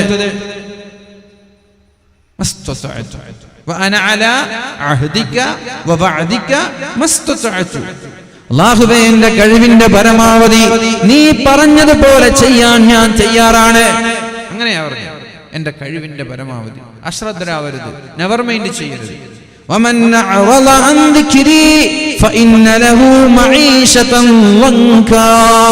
എന്റെ ദിക്റിൽ നിന്ന് മാറി നിൽക്കുന്ന ആളുകളെ ഞാൻ വളരെ കുദുസായ ജീവിതം നൽകി പ്രയാസപ്പെടുത്തുമെന്ന് പരിശുദ്ധ ഖുർആൻ. നെവർ മൈൻഡ് ചെയ്താൽ പഠിച്ചം വിടൂല. നെവർ മൈൻഡ് ചെയ്താൽ അല്ലാഹു വെറുതെ വിടൂല. വമൻ അഅറദ അൻ ദിക്രി, എന്നെ നിങ്ങൾ നെവർ മൈൻഡ് ചെയ്താൽ നുഖയ്യിദ് ലഹു ശൈത്വാന, നിങ്ങൾക്ക് ഞാനൊരു പിശാചിനെ ഏൽപ്പിക്കുമെന്നാണ് അല്ലാഹു പറഞ്ഞത്. വമൻ യഅ്ശ അൻ ദിക്രിർ റഹ്മാനി നുഖയ്യിദ് ലഹു ശൈത്വാന ഫഹുവ ലഹു ഖരീൻ. എന്റെ ദിക്റിൽ നിന്ന് മാറി എന്നെ മറന്ന് നിങ്ങൾ ജീവിക്കാൻ തുടങ്ങിയാൽ ഒരു പിശാചിനെ നിങ്ങളുടെ കൂട്ടുകാരനാക്കി ഞാൻ തരും. അതുകൊണ്ട് എന്റെ പ്രിയപ്പെട്ട രക്ഷിതാക്കളോട്, ഉമ്മമാരോട് എനിക്ക് പറയാനുള്ളത്, റിസൾട്ട് ഇല്ലാത്ത ഒരു പ്രവർത്തനം ഒരു കാരണവശാലും നിങ്ങൾ ചെയ്യാൻ പാടില്ല. റിസൾട്ട് വേണം. അവിടെ നിന്ന് ഈ വാദിലേക്ക് പോയത്. വാദ് വെച്ചാൽ റിസൾട്ട് വേണം. അതിനാണ് ഞാൻ പറഞ്ഞത്, വഴിതെറ്റുന്ന യുവതി യുവാക്കൾ എന്ന വിഷയം കൊടുത്തിട്ട് 40 വയസ്സിന്റെ മുകളിലുള്ള വയസ്സന്മാർ വന്നിട്ട് ഇരുന്നിട്ട് എന്താ കാര്യം? എന്താ റിസൾട്ട് ഉണ്ടാവുക? എന്ത് റിസൾട്ട് ഉണ്ടാവും? വിഷയം വഴിതെറ്റുന്ന യുവാക്കൾ, യുവതികൾ, എന്നിട്ട് യുവാക്കൾ ഇങ്ങനെ ചീത്ത പറയാ. കേൾക്കുന്നതൊക്കെ 40 വയസ്സിന്റെ മുകളിലുള്ള വയസ്സന്മാർ. വല്ല റിസൾട്ടും അച്ചരം വാലുകളിൽ നിന്ന് നിങ്ങൾ പ്രതീക്ഷിക്കുന്നുണ്ടോ? അതേപോലെ ഉമ്മമാരെ, നിങ്ങൾ നിങ്ങളുടെ മക്കളെ അടിക്കുന്നുവെങ്കിൽ ആ അടിയിലൊരു റിസൾട്ട് ഉണ്ടാവണം. അതേപോലെ തന്നെയാണ് ഉസ്താദുമാർ മദ്രസയിൽ കുട്ടികളെ അടിക്കുമ്പോ ആ അടിയിലൊരു റിസൾട്ട് ഉണ്ടാവണം. റിസൾട്ട് ഉണ്ടാവണം. അടിക്കുകയാണ്, നന്നായിട്ട് അടിക്കുകയാണ്. കുട്ടികൾ പിറ്റേ ദിവസം പഠിക്കുന്നില്ല, പിന്നെ അടിച്ചു, പിറ്റേ ദിവസം അടിക്കുന്നില്ല, പിന്നെ അടിച്ചു, പിറ്റേ ദിവസം പഠിക്കുന്നില്ല. അപ്പൊ നിങ്ങൾ ശൈലി മാറ്റി പിടിക്കണം. അടിച്ചിട്ട് കാര്യമില്ല. അടിച്ചത് കൊണ്ട് കുട്ടിക്ക് പഠിക്കുന്നില്ല, കുട്ടിയിൽ മാറ്റം ഉണ്ടാവുന്നില്ല, റിസൾട്ട് കാണുന്നില്ല. പിന്നെ നെക്സ്റ്റ് വഴി എന്താ നിങ്ങൾ ആലോചിക്കണം. നിങ്ങൾ ആലോചിക്കണം. അതിനാണ് ഈ ട്രെയിനിങ്. ഉസ്താദുമാർക്ക്, ടീച്ചേഴ്സിനൊക്കെ ട്രെയിനിങ് കൊടുക്കുന്നതിനാ. കാലം മാറുന്നതിനനുസരിച്ചിട്ട് പഠിപ്പിക്കേണ്ട മെത്തഡോളജി മാറിക്കൊണ്ടേയിരിക്കുക. എങ്ങനെ പഠിപ്പിക്കണം, എങ്ങനെ ഒരാളുടെ മനസ്സ് വായിക്കണം, ഒരാളുടെ എല്ലാവരും കണക്കിസ്റ്റായിരിക്കില്ല. ഒരു ക്ലാസ്സിലുള്ള ഒരു കണക്കിനെ കുറിച്ചിട്ട് തീരെ മൈൻഡ് ഇല്ലാത്തൊരു കുട്ടിയെ അധ്യാപകൻ അടിച്ചടിച്ചടിച്ച് എത്ര പഠിപ്പിച്ചാലും ആ കുട്ടിക്ക് കണക്ക് തിരിയില്ല. കാരണം എന്താ? ആ കുട്ടിയുടെ മൈൻഡ് IQ നമ്മൾ ടെസ്റ്റ് ചെയ്ത് നോക്കുമ്പോൾ കണക്കുമായിട്ട് തീരെ ബന്ധമില്ലാത്തതായിരിക്കും. അങ്ങനെ ഒരു മനുഷ്യനെ പഠിക്കുന്ന പറഞ്ഞ് അടിച്ചിട്ട് എന്താ കാര്യം? ആ കുട്ടിക്ക് വേറെ ഏതെങ്കിലും ചിത്രം, ആർട്ട്, ഡിസൈനിങ് ആ മേഖലയായിരിക്കും, അല്ലെങ്കിൽ എഞ്ചിനീയറിംഗ്, അല്ലെങ്കിൽ വേറെ ഏതെങ്കിലും മേഖലയായിരിക്കും ആ കുട്ടിക്ക് ഇഷ്ടം. ആ കുട്ടിയുടെ കഴിവ് നമ്മൾ തിരിച്ചറിയാൻ ഒരു രക്ഷിതാവിനും ഒരു ടീച്ചറിനും കഴിയണം. ഇത് മാത്സിന്റെ വിഷയത്തിൽ പേടിപ്പിച്ചിട്ട് അടിക്കേണ്ട ഒരു കുട്ടിയല്ല. ഈ കുട്ടിക്ക് ആ മേഖലയിൽ എത്ര അടിച്ചാലും കാര്യമില്ല. കുട്ടിയുടെ മേഖല ഫീൽഡ് വേറെയാണ്. അതുകൊണ്ട് കുട്ടിയെ ഈ വിഷയം മാറ്റിപ്പിടിച്ച് വേറൊരു വിഷയത്തിൽ ഫോക്കസ് ചെയ്യിപ്പിക്കണം. ഇപ്പൊ നമ്മുടെ ദർസുകളിൽ തന്നെ ഹദീസ് ഉണ്ടാകും, ഫിഖ് ഉണ്ടാകും, തഫ്സീർ ഉണ്ടാകും, നഹ്വ് ഉണ്ടാകും, സർഫ് ഉണ്ടാകും, ഉസൂൽ ഉണ്ടാകും, ഉലൂം ഉണ്ടാകും. ചില കുട്ടികൾക്ക് തഫ്സീർ ഭയങ്കര ഇഷ്ടമായിരിക്കും, അവർ ആ മേഖലയിൽ നമ്മൾ ഫോക്കസ് ചെയ്യിപ്പിക്കണം.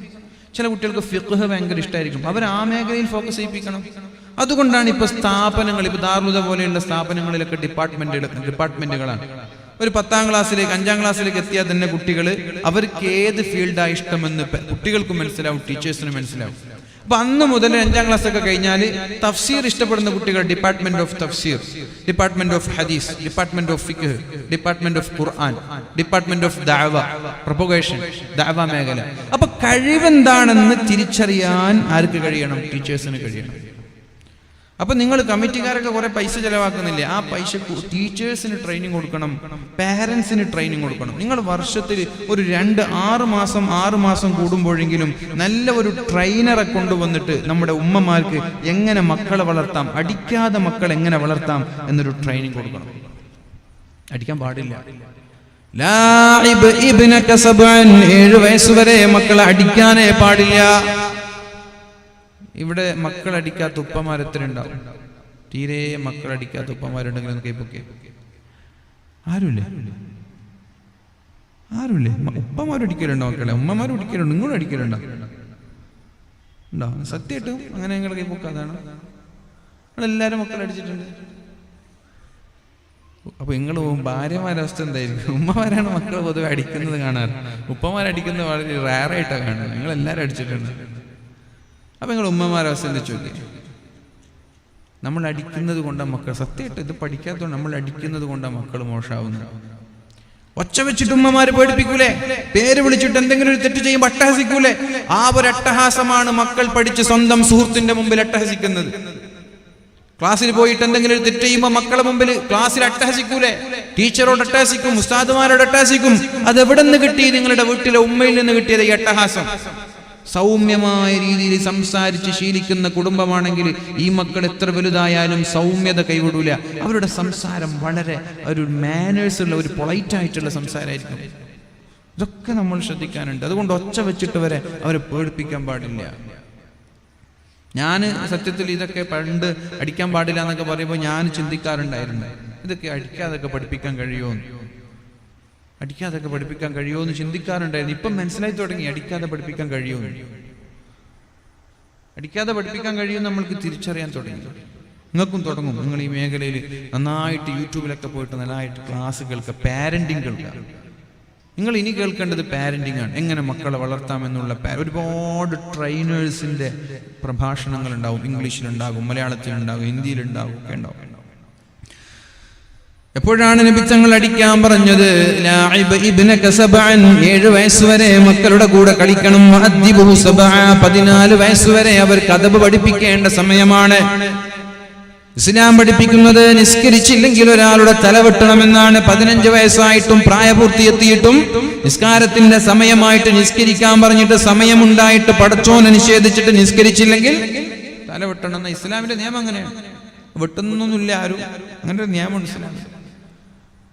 എന്നാൽ ആ ഇസ്ലാം പറയുന്നത് 7 വയസ്സ് മുതൽ 10 വയസ്സ് വരെ നിങ്ങൾ മക്കളോട് നിസ്കരിക്കാൻ കൽപ്പിക്കണമെന്നാണ്. 7 വയസ്സ് മുതൽ 10 വയസ്സ് വരെ നിങ്ങൾ നിങ്ങളുടെ മക്കളോട് നിസ്കരിക്കാൻ കൽപ്പിക്കണം. അതെങ്ങനെയാ കൽപ്പിക്കേണ്ടത്? നിസ്കരിക്കാൻ എങ്ങനെയാ കൽപ്പിക്കേണ്ടത്? 7 വയസ്സാകുമ്പോ മോനെ നിനക്ക് 7 വയസ്സായിട്ടുണ്ട്, ഇന്ന് മുതൽ നിസ്കരിച്ചോ, ഇല്ലെങ്കിൽ നിന്റെ മുട്ടുംകാലം തല്ലിപ്പൊളിക്കുന്നല്ല പറയേണ്ടത്. അള്ളാഹുവിനെ ഇഷ്ടപ്പെടാനുള്ള ഉപദേശമാണ് നിങ്ങൾ പറഞ്ഞു കൊടുക്കേണ്ടത്. നിസ്കരിച്ചില്ലെങ്കിൽ പഠിച്ചോ നരകത്തിലേക്ക് വലിച്ചെറിയുന്നല്ല പറയേണ്ടത്.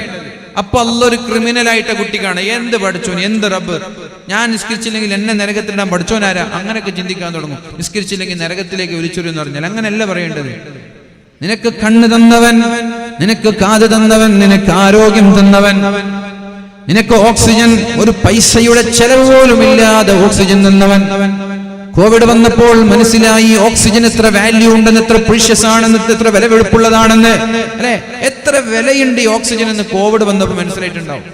2 ദിവസത്തെ ഹോസ്പിറ്റലിന്റെ ബില്ല് 4 ലക്ഷമൊക്കെ 2 ദിവസത്തേക്ക് കോവിഡിന് അഡ്മിറ്റായ ഒരാൾ ഡിസ്ചാർജ് ചെയ്യുമ്പോൾ അവർക്കുള്ള ബില്ല് 2-4 ലക്ഷങ്ങള്. മുഅ്മിനീങ്ങളെ, ഇതൊക്കെ പറഞ്ഞ് അള്ളാഹുവിനോടുള്ള ഇഷ്ടമാണ് നമ്മുടെ മക്കളുടെ ഖൽബിലേക്ക് ഇട്ട് കൊടുക്കേണ്ടത്. എന്നിട്ടൊരു ചോദ്യം, ഇതൊക്കെ തന്ന അള്ളാഹുവിന് നമ്മൾ തിരിച്ചെന്തെങ്കിലും കൊടുക്കണ്ടേ? അതാണ് ശുക്റാണ് നമ്മുടെ നിസ്കാരം. അതല്ലാതെ സുബഹിസ്കരിച്ചോ ഇല്ലെങ്കിൽ പഠിച്ചോൻ പൊടിച്ചു നരകത്തിലേക്ക് എറിയും. ഇത് പടച്ചോനോട് സ്നേഹം കൂടാനല്ല, വെറുപ്പ് കൂടാൻ കാരണമാവും. അതുകൊണ്ട് അള്ളാഹുവിനെ വെറുപ്പ് തോന്നിക്കുന്ന രീതിയിൽ ഒരിക്കലും ഉപദേശിക്കരുത്, വാദം പറയരുത്. ആകൊരു നരകവും ഖബറിലുള്ള ശിക്ഷ അല്ല വാദം അറിയേണ്ടത്. പടച്ചോൻ കാരുണ്യവാനാണെന്ന് പറഞ്ഞു കൊടുക്കി. അല്ലാഹു കാരുണ്യവാനാണ്, അല്ലാഹു ഗഫൂറാണ്, അല്ലാഹു റഹീമാണ്. ഞങ്ങൾ നിസ്കരിച്ചില്ലെങ്കിൽ 70 തട്ടുള്ള നരകത്തിലേക്ക് വലിച്ചെറിയുമെന്ന് പറയുന്നതിന് പകരം 100 ആളെ കൊന്ന മനുഷ്യന് പഠിച്ചോ മാപ്പ് കൊടുത്തിട്ടുണ്ടെന്ന് പറ. അപ്പോഴാ ജനങ്ങൾക്ക് അള്ളാഹുവിൽ പ്രതീക്ഷ ഉണ്ടാവുക. അപ്പോഴാ പഠിച്ചോനില്ല മനുഷ്യന്മാർക്ക് പ്രതീക്ഷ ഉണ്ടാവുക. 100 ആളെ കൊന്നിട്ടും പഠിച്ചോൻ പുറത്തു കൊടുത്തോ, അപ്പൊ എന്തായാലും എനിക്കുള്ള പുറത്തരായിരിക്കില്ല എന്ന് പറഞ്ഞിട്ട് നന്നാവാൻ താല്പര്യം ഉണ്ടാവും. നേരെ മറിച്ച് നിസ്കരിച്ചില്ലെങ്കിൽ പഠിച്ചോൻ നിന്നെ വെറുതെ വിടൂല എന്ന് പറഞ്ഞ് ഞാൻ ചിന്തിക്കാൻ തുടങ്ങി. 15 വയസ്സ് മുതൽ 40 വയസ്സായി പഠിച്ചോൻ എത്ര നിസ്കാരം കലായി, ഇതൊക്കെ ഇനി കലാ വിട്ടിട്ട് കഴിയ. ഒരു നിസ്കാരത്തിന് ഇത്ര വലിയ ശിക്ഷയാണെങ്കിൽ 1000 നിസ്കാരം നഷ്ടപ്പെട്ടു പോയ ഞാൻ എന്ത് ചെയ്യാൻ? ഇനി എന്നെ കൊണ്ട് നന്നാവാൻ പറ്റിയില്ല എന്ന് പറഞ്ഞാൽ പിന്മാറും. മനസ്സിലായി? ഇനി ഞാൻ നന്നാവൂല, ഇനി എങ്ങനെ ഇതൊക്കെ നിസ്കരിച്ചത് എന്നെ കൊണ്ടാവൂല. മുഅ്മിനീങ്ങളെ, അല്ലാഹു ഗഫൂറാണ്, അല്ലാഹു റഹീമാണെന്നുള്ള സന്ദേശം നമ്മുടെ മക്കൾക്ക് നൽകാൻ നമ്മൾ തയ്യാറാവണം. നോക്കൂ നിങ്ങൾ, മഹാനായ അബൂ ഹുറൈറ റളിയല്ലാഹു അൻഹു റിപ്പോർട്ട് ചെയ്യുന്നൊരു സംഭവം, ഇന്ന റജുലൻ ലം യഅമൽ ഖത്തു, ഒരു നന്മയും ചെയ്യാത്ത ഒരാൾ, ലം യഅമൽ ഖൈറൻ ഖത്തു, ഒരു നന്മയും ചെയ്യാത്ത ഒരാൾ, യുദായിന്നാസ, അയാൾ ജനങ്ങൾക്ക് കടം കൊടുക്കാറുണ്ടായിരുന്നു. ഫയഖൂലു ലിറസൂലിഹി, കടം കൊടുക്കുമ്പോൾ അയാളുടെ സെക്രട്ടറിയോട് പറയാറുള്ളത്, ഖുൽ മാ തയസ്സറ, കടം തിരിച്ചു തരാനുള്ള സമയമായാൽ ആ തിരിച്ചു തരേണ്ടവന് തിരിച്ചു നൽകാൻ എത്രയാണോ കഴിയുന്നത് അത് മാത്രം വാങ്ങിച്ചാൽ മതി. 1 ലക്ഷം കൊടുത്താലേ ഏപ്രിൽ 1 തരണമെന്ന് പറഞ്ഞാൽ ഏപ്രിൽ 1 ആകുമ്പോൾ 1 ലക്ഷം അയാളുടെ കയ്യിലില്ല, 25 ഉള്ളൂ. എങ്കിലാ 25 വാങ്ങിച്ചോ, ബാക്കി ആൾ സൗകര്യം ഉണ്ടാകുമ്പോൾ തന്നോട്ടെ. സെക്രട്ടറിയോട് പറയാനൊരു മുതലാളി. ഇതല്ലാതെ വേറെ ഒരു നന്മയും അയാൾ ചെയ്തിട്ടില്ല. എന്നിട്ട് അയാൾ മരിക്കുകയാണ്. ഫലം ഹലക, അയാൾ മരിച്ചു പോയപ്പോൾ ഖാലല്ലാഹു അസ്സ വജല്ല, അല്ലാഹു അയാളോട് ചോദിച്ചു, ഹൽ അമിൽത ഖൈറൻ ഖത്തു, ജീവിതത്തിൽ എന്തെങ്കിലും ഒരു നന്മ നീ ചെയ്തിട്ടുണ്ടോ? എന്തെങ്കിലും ഒരു നന്മ ചെയ്തിട്ടുണ്ടോ മനുഷ്യ? അയാൾ പറഞ്ഞു, ഇല്ല റബ്ബേ, ഞാനൊരു നന്മയും ചെയ്തിട്ടില്ല. ഇതല്ലാതെ വേറൊരു നന്മ അയാൾ ചെയ്തിട്ടില്ല. നിസ്കാരമില്ല, നോമ്പില്ല. അപ്പൊ നിസ്കാര നോമ്പിന്റെ സമയമല്ല ഇത്. നമ്മുടെ ഉമ്മത്തിലുള്ളതല്ല, മുൻകാലത്തുള്ളൊരു സമുദായത്തിൽപ്പെട്ട സംഭവം നബി തങ്ങൾ പറയാണ്.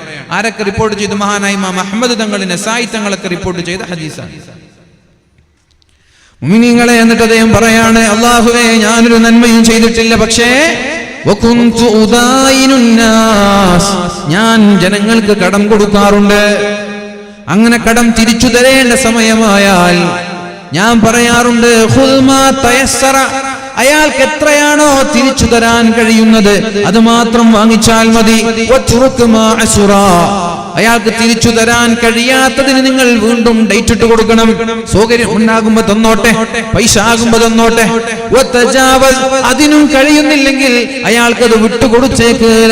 അല്ലാഹു അസ്സ വജല്ല യതജാവസു അന്നാ, അല്ലാഹു നാളെ ഞങ്ങൾക്കും മാപ്പ് തന്നേക്കാം. ഇത് പറഞ്ഞപ്പോൾ ഖാലല്ലാഹു അസ്സ വജൽ, അയാളോട് റബ്ബ് പറഞ്ഞു, ആയിക്കോട്ടെ, ഖദ് തജാവസ്തു അൻക, ഞാൻ നിനക്ക് നിന്റെ സർവ്വ പാപങ്ങളും മാപ്പ് തന്നിരിക്കുകയാണ്, ഞാൻ നിനക്ക് സ്വർഗ്ഗം നൽകുകയാണ് എന്ന് അല്ലാഹു പറഞ്ഞുവെന്ന് പരിശുദ്ധ റസൂലുള്ളാഹ്. ഒരു നന്മ അയാൾ ചെയ്തിട്ടില്ല. ആകെ ജീവിതത്തിൽ ചെയ്ത നന്മ കടം കൊടുത്ത ആൾക്ക് വിട്ടുവീഴ്ച ചെയ്തു എന്നുള്ളതാണ്. അപ്പൊ അള്ളാന്റെ പണി എന്താ? അള്ളാന്റെ പണി എന്താ? പോലീസുകാരെ പണിയാണോ പഠിച്ചോ ചെയ്യുന്നത്? പോലീസുകാരെ പണിയാണോ പഠിച്ചോ ചെയ്യുന്നത്? പോലീസുകാരെ പണി നിങ്ങൾ ശ്രദ്ധിച്ചിട്ടുണ്ടോ? ഇപ്പൊ മാർച്ച് മാസമായാല് റോഡ് സൈഡിലുള്ള ഒരു മരം പോലീസുകാർ വെറുതെ വിടൂല. അല്ലേ? റോഡ് സൈഡിലുള്ള ഒരു തണലുള്ള ഒരു മരത്തിൻ്റെ അടിയിലും പോലീസിന്റെ വണ്ടി കാണാതിരിക്കൂല. നിങ്ങൾ എവിടെ തണലുണ്ടോ അവിടെ കൊണ്ടുപോയിട്ട് പാർക്ക് ചെയ്യും. കൈ കാട്ടും, വിടുക. എന്തുണ്ടോ? ലൈസൻസ് ഉണ്ടോ? ഉണ്ട് സർ. ഹെൽമെറ്റ് ഉണ്ടോ? ഉണ്ട്. സീറ്റ് ബെൽറ്റ് ഉണ്ടോ? ഉണ്ട്. പൊല്യൂഷൻ ഉണ്ടോ? ഉണ്ട്. ഇതൊക്കെ ഉണ്ടോയെന്ന് ചോദിക്കേണ്ട ആവശ്യമില്ല. ഒരു ആപ്പിൽ നമ്പർ അടിച്ചതൊക്കെ കാണുന്നുണ്ടോ ഇല്ലെന്നൊക്കെ ഇവർക്കറിയാം. ഇതവിടെ നോക്കിയാൽ മതി. ഇതൊന്നും നമ്മൾ ചോദിക്കേണ്ട ഒരു ആവശ്യമില്ല. ടെക്നോളജി വികസിച്ചൊരു സമയമാണ്, ഒരു കാലമാണ്. ഇതൊക്കെ ഇല്ലെങ്കിലും ഇല്ലാന്ന് പറഞ്ഞാൽ ഉണ്ടെന്ന് പറഞ്ഞാൽ കൊണ്ടുവരാൻ പറയും. എന്തിനാ ഇതൊക്കെ ആവശ്യം? ഇതൊക്കെ നമ്മളെ എന്ത് ചെയ്യാനാണ്? ഉപദ്രവിക്കലാണ്. മാക്സിമം എങ്ങനെ ശല്യം ചെയ്യാന്നാണ് അവർ ചിന്തിക്കുക. പൊല്യൂഷൻ കൊണ്ടുപോകാം, അവർക്കറിയാം. നോക്കിയാൽ ഇതുണ്ടോ? ഇൻഷുറൻസ് കൊണ്ടുപോകാം, അതും അറിയാം. മൊബൈൽ നോക്കിയാൽ അറിയുണ്ടോ? ഒക്കെ അറിയാം. എല്ലാം ഓക്കെ, വെരി ഗുഡ്, മാഷാ അല്ലാഹ്, വെരി ഗുഡ് എന്നൊക്കെ പറഞ്ഞിട്ടാണോ ഏതെങ്കിലും ഒരു പോലീസ് ചരിത്രത്തിൽ ഇന്ന് വരെ വെരി ഗുഡ് എന്ന് പറഞ്ഞിട്ട് പറഞ്ഞു വെച്ചിട്ടുണ്ടോ? എല്ലാ പേപ്പറുള്ള ഒരാള് ഉണ്ടോ? നിങ്ങൾക്ക് അങ്ങനെ എവിടെയെങ്കിലും ചരിത്രത്തിൽ എവിടെയെങ്കിലും കേട്ടിട്ടുണ്ടോ? എന്താ ചെയ്യാ? പിന്നെ അടുത്ത് ഇങ്ങനെ വരും, കയ്യിൽ നിന്നിട്ട് വണ്ടീൻ്റെ അടുത്ത് വരും. എന്താടാ ഇത്? നമ്പർ പ്ലേറ്റ് എന്താടാ ഇങ്ങനെ നോക്കും? മനസ്സിലായി? നമ്പർ പ്ലേറ്റ് ഒക്കെ ഓക്കെ ആണെങ്കിൽ എവിടെയെങ്കിലും സ്റ്റിക്കർ ഇട്ട്, സ്റ്റിക്കർ ഒന്നും പാടില്ല കേട്ടോ, ഇതൊക്കെ മാറ്റിക്കോണം. ഞാൻ മാറ്റണം, നീ മാറ്റും. സ്റ്റിക്കർ സാധാ 5 രൂപേൻ്റെ മറ്റേ ബൂമറിലൊരു സ്റ്റിക്കർ ഇട്ടില്ല, അങ്ങനെ സ്റ്റിക്കർ ഒട്ടിച്ചിട്ടുണ്ടാവും. അല്ലെങ്കിൽ ഏതെങ്കിലും പേര് ഒട്ടിച്ചിട്ടുണ്ടോ? റിഫാ മോളെന്നോ റിഹാ മോളെന്നോ ഒട്ടിച്ചിട്ടുണ്ടാവും. ഇത് നമ്മളെ പോലീസുകാരുടെ അവസ്ഥ. എന്ത് കുറവുണ്ട് എന്ന് അവർ നോക്കുക. കാറാണെങ്കിൽ എല്ലാം ഓക്കെ, കൂളിംഗ് ഉണ്ടല്ലേടാ, കൂളിംഗ് അയക്കാൻ പറയും. ഇപ്പൊ ഫൈൻ 2500 ഫൈൻ എല്ലാം കൂളിംഗ് അയച്ചു, ആയിക്കോട്ടെ, അവരെന്നെ അയച്ചു.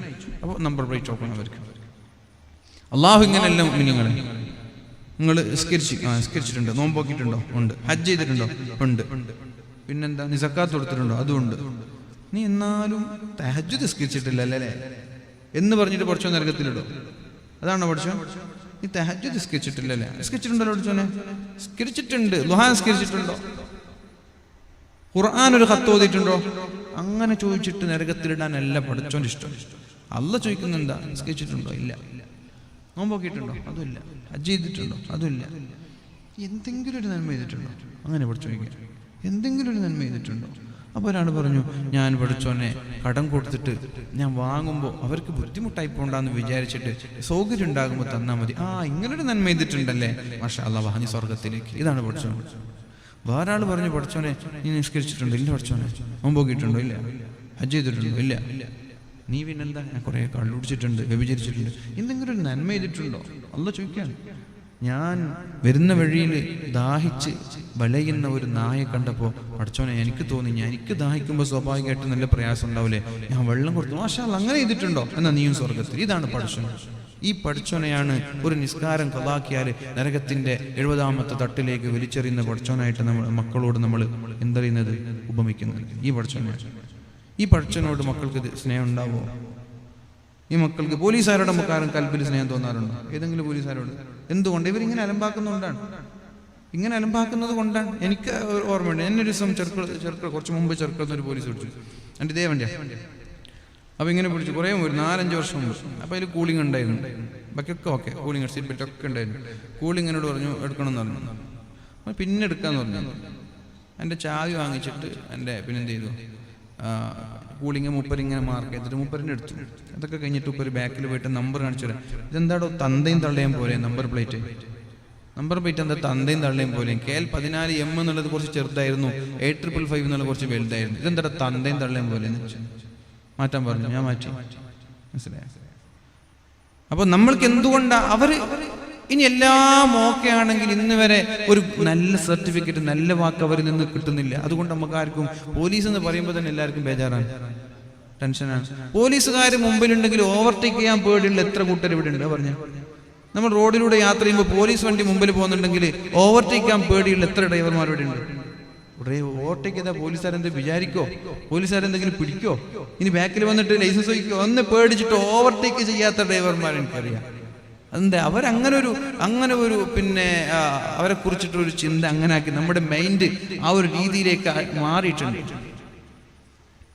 അതുകൊണ്ട് അള്ളാഹുവിനെ പരിചയപ്പെടുത്തുമ്പോ സ്നേഹനിധിയായ കാരുണ്യവാനായ അള്ളാഹുവിനെയാണ് നമ്മൾ പരിചയപ്പെടുത്തേണ്ടത്. സ്വഹീഹ് മുസ്ലിമും ബുഖാരിയും റിപ്പോർട്ട് ചെയ്ത മറ്റൊരു ഹദീസ് കാണിച്ചു തരാം. അബൂ ഹുറൈറ റളിയല്ലാഹു അൻഹു പറഞ്ഞു, റസൂലുള്ളാഹി സ്വല്ലല്ലാഹു അലൈഹി വസല്ലമ തങ്ങൾ പറയുകയാണ്, ചെറുപ്പക്കാരെ നിങ്ങളെ കുറിച്ചാണ് എനിക്ക് നിങ്ങളോട് പറയാറുള്ളത്, നിങ്ങൾ നല്ല സ്വഭാവക്കാരനായിട്ട് മാറിയാൽ മതി. നിങ്ങൾ നല്ല സ്വഭാവക്കാരനായിട്ട് മാറി. നിങ്ങളെ കൊണ്ട് ഇസ്ലാമിനൊരു ബുദ്ധിമുട്ടുണ്ടാവരുത്. കല്യാണത്തിന്റെ സമയത്ത് എന്തൊക്കെയോ കോലം കെട്ടിയിട്ട് ആളുകൾ ഇസ്ലാമിനെ പറയുന്നൊരവസ്ഥ ഉണ്ടാവരുത്. സോഷ്യൽ മീഡിയയിൽ തോന്നിവാസം കാട്ടിക്കൂട്ടിയിട്ട് ഇസ്ലാമിനെ പറയുന്നൊരവസ്ഥ ഉണ്ടാവരുത്.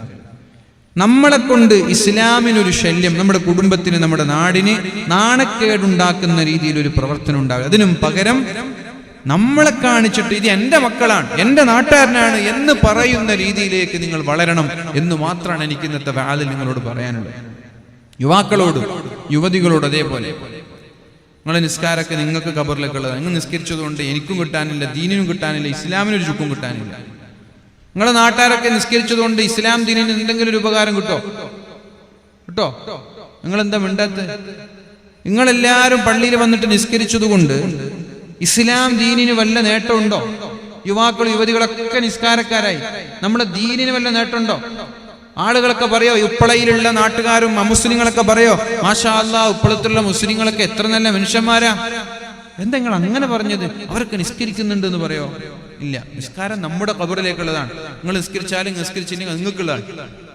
നേരെ മറിച്ച് നിങ്ങളുടെ സ്വഭാവം നിങ്ങൾക്കുള്ളതല്ല, അത് ദീനിനുള്ളതാണ്. നിങ്ങളുടെ സ്വഭാവം ദീനിനുള്ളതാണ്. നിങ്ങൾ മുസ്ലിമായ കാലത്തോളം ദുസ്വഭാവിയായി മാറരുത്.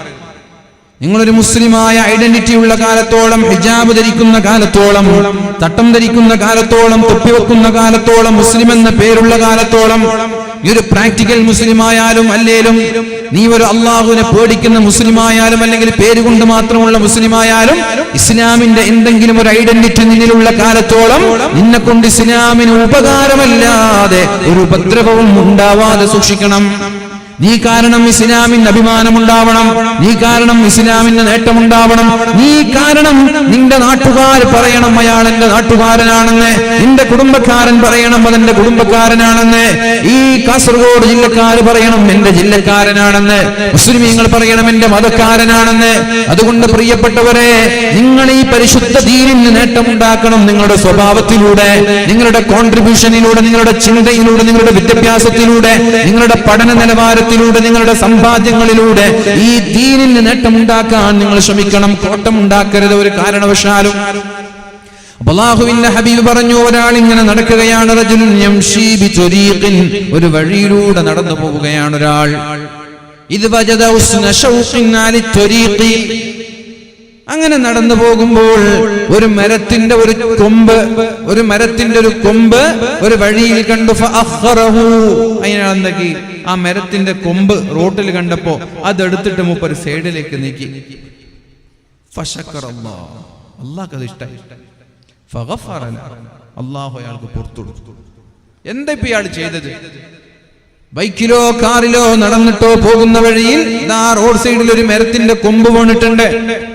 അയാൾ മനസ്സിലായി, ഇതിപ്പോ ഞാൻ എടുക്കാതെ പോയാൽ ശേഷം വരുന്ന ഒരു ബൈക്കുകാരൻ ശ്രദ്ധിക്കാതെ വന്നാൽ ഈ കൊമ്പിലേക്ക് തട്ടി ബൈക്ക് മറിയാൻ സാധ്യതയുണ്ട്. അല്ലെങ്കിൽ ഏതെങ്കിലും വാഹനക്കാരന്റെ, കാറുകാരന്റെ ബമ്പറിൽ തട്ടിയാൽ ആ ബമ്പറിൽ ഡാമേജ് ഉണ്ടാവാനുള്ള സാധ്യതയുണ്ട്. അതുകൊണ്ട് അയാൾ വണ്ടിയിൽ നിന്നിറങ്ങി ആ സാധനം എടുത്തു മാറ്റി. ഈ ഒരൊറ്റ കാരണത്താൽ അല്ലാഹു അയാൾക്ക് സ്വർഗം നൽകിന.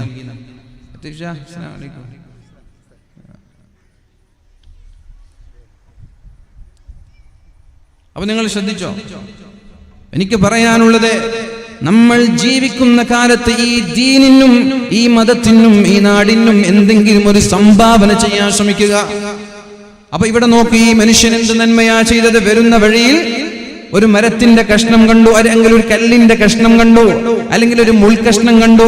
ഈ നടന്നു വരുന്ന ഒരാളുടെ കാലിലേക്ക് മുള്ള് തറക്കരുത് എന്ന് ഭയന്നിട്ട് അയാളെടുത്ത് സൈഡിലേക്ക് മാറ്റി. ഈ ഒരൊറ്റ കാരണത്താൽ അല്ലാഹു അയാൾക്ക് സ്വർഗം നൽകി എന്ന് പറയുമ്പോൾ നിങ്ങൾ അല്ലാഹുവിന്റെ ആ ഒരു കാരുണ്യത്തെ കുറിച്ചൊന്ന് ചിന്തിച്ചു നോക്കൂ.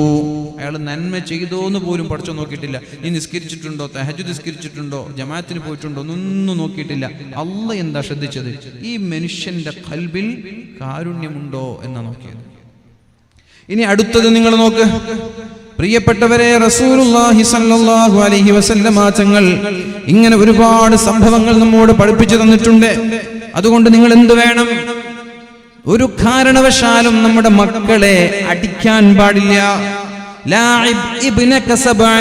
7 വയസ്സുവരെ നമ്മുടെ മക്കളുടെ കൂടെ കളിക്കണം എന്നാ പറഞ്ഞത്. അതുകൊണ്ട് നബിത്തങ്ങൾ ഇത് ആരാ പറഞ്ഞത്? മഹാന്മാരായ പണ്ഡിതന്മാരാ പറഞ്ഞത്. അതുകൊണ്ട് നബിത്തങ്ങൾ അങ്ങനെ കളിച്ച് കാണിക്കുകയും ചെയ്തിട്ടുണ്ട്. നിസ്കരിക്കുമ്പോൾ ഒരു കുഞ്ഞ് നമ്മുടെ മുസല്ലയിലേക്ക് കടന്നു വന്നാൽ നിങ്ങൾ നിങ്ങളുടെ ഭാര്യയോട് ആക്രോശിച്ചിട്ടുണ്ടോ? ഉണ്ടോ? നിങ്ങൾ എപ്പോഴെങ്കിലും നിസ്കരിക്കുമ്പോ മക്കള് മുമ്പിലേക്ക് വന്നതിന്റെ പേരിൽ മക്കളെ അടിച്ചിട്ടുണ്ടോ? ഭാര്യയെ ചീത്ത പറഞ്ഞിട്ടുണ്ടോ? നിങ്ങൾ പറ. ഉണ്ടോ? ഉണ്ടോ? ഉണ്ടെങ്കിൽ പറഞ്ഞ വെറുതെ എനിക്ക് വേണ്ടിട്ട് സമ്മതിക്കണമെന്നില്ല. ഞാൻ കണ്ടിട്ടുണ്ട്. മുസല്ലയിലേക്ക് വരണമെന്നില്ല, തൊട്ടിപ്പുറത്ത് വന്നിട്ട് മക്കൾ ഒച്ച ഉണ്ടാക്കിയവരെ നിസ്കാരം കഴിഞ്ഞിട്ട് ചീത്ത പറയുന്ന ഉപ്പമാരെ ഞാൻ കണ്ടിട്ടുണ്ട്. എന്നാ നിങ്ങൾ കണ്ടു പഠിക്കേണ്ടത് അല്ലാഹുവിന്റെ ഹബീബിനെയാണ്. നിങ്ങളൊക്കെ കേട്ടതല്ലേ 3 തവണ നിസ്കാരത്തിൽ ഇറങ്ങിയാൽ നിസ്കാരം ബാത്തിലാകുമെന്ന്. എന്നാൽ ഈ ശരീഅത്ത് കൊണ്ടുവന്ന പരിശുദ്ധ ഹബീബ് നിസ്കാരത്തിലേക്ക് പോകുമ്പോൾ, സുജൂദിലേക്ക് പോകുമ്പോൾ ഷോൾഡറിൽ നിന്ന് താഴെ വെക്കുന്നു കുട്ടിയെ. സുജൂദിൽ നിന്ന് എണീക്കുമ്പോ ആ കുട്ടിയെ എടുത്തിട്ട് തന്റെ ഷോൾഡറിൽ വെക്കുന്നു പരിശുദ്ധ റസൂലുള്ളാഹ്. ചീത്ത പറഞ്ഞ മക്കൾ, അന്ന് ഡാപ്പർ ഉണ്ടോ? പാമ്പേഴ്സ് ഉണ്ടോ? സ്നെഗ്ഗി ഉണ്ടോ? ടെഡ്ഡി ഉണ്ടോ? എന്തെങ്കിലും ഒന്നുണ്ടോ? പാമ്പേഴ്സ് ഉണ്ടോ? ഡാപ്പേഴ്സ് ഉണ്ടോ? ഒന്നുമില്ലല്ലോ. എന്നാ അന്നത്തെ നബിത്തങ്ങള് അവരെ ഷോൾഡറിൽ വെച്ചിട്ട് നിസ്കരിക്കുന്നു, റുക്കുവിൽ പോകുമ്പോഴത്തേക്ക് താഴെ വെക്കുന്നു. അപ്പൊ നമ്മൾ ഇങ്ങനെയൊക്കെ ചിന്തിക്കില്ല, 3 വട്ടം അന്യ നിസ്കാരം ബാത്തിലാവൂലേ? ഇത് ശരീഅത്ത് കൊണ്ടുവന്ന അല്ലാഹുവിന്റെ ഹബീബാണിത് സ്വല്ലല്ലാഹു അലൈഹി വസല്ലം. നബിത്തങ്ങളുടെ മുമ്പിൽ മക്കൾ ആരെങ്കിലും മോശമായിട്ടുണ്ടോ? നബിത്തങ്ങൾ എന്താ ചെയ്യുന്നത്? ഉദാഹരണം പറഞ്ഞു തരാം. നബിത്തങ്ങൾ ഒരിക്കൽ സ്വഹാബാക്കളോട് പറഞ്ഞു, ഞാൻ നിങ്ങൾക്ക് ചില കാര്യങ്ങൾ പഠിപ്പിച്ചു തരാൻ പോവുകയാണ്. നിങ്ങളിൽ ആരാണ് അത് പഠിക്കുന്നത്, പകർത്തുന്നത്, അത് മറ്റൊരാൾക്ക് എത്തിച്ചു കൊടുക്കുന്നത്? ഒരു വഅലിന് വരുന്ന ആൾക്ക് 3 ദൗത്യമുള്ളത്. വഅല് കേൾക്കാൻ വരുന്നവരുടെ മുമ്പിൽ 3 കടമയാണുള്ളത്. ഒന്ന്, കേൾക്കുക. സദസ്സിലിരുന്നിട്ട് ഇങ്ങനെ മൊബൈൽ കളിക്കാൻ പാടില്ല. കേൾക്കുക, പറയുന്നത് പഠിക്കുക, എന്താണ് ഈ പറയുന്നത്. രണ്ടാമത്തേത്, പഠിച്ചു കഴിഞ്ഞാൽ അത് ജീവിതത്തിൽ പകർത്തുക.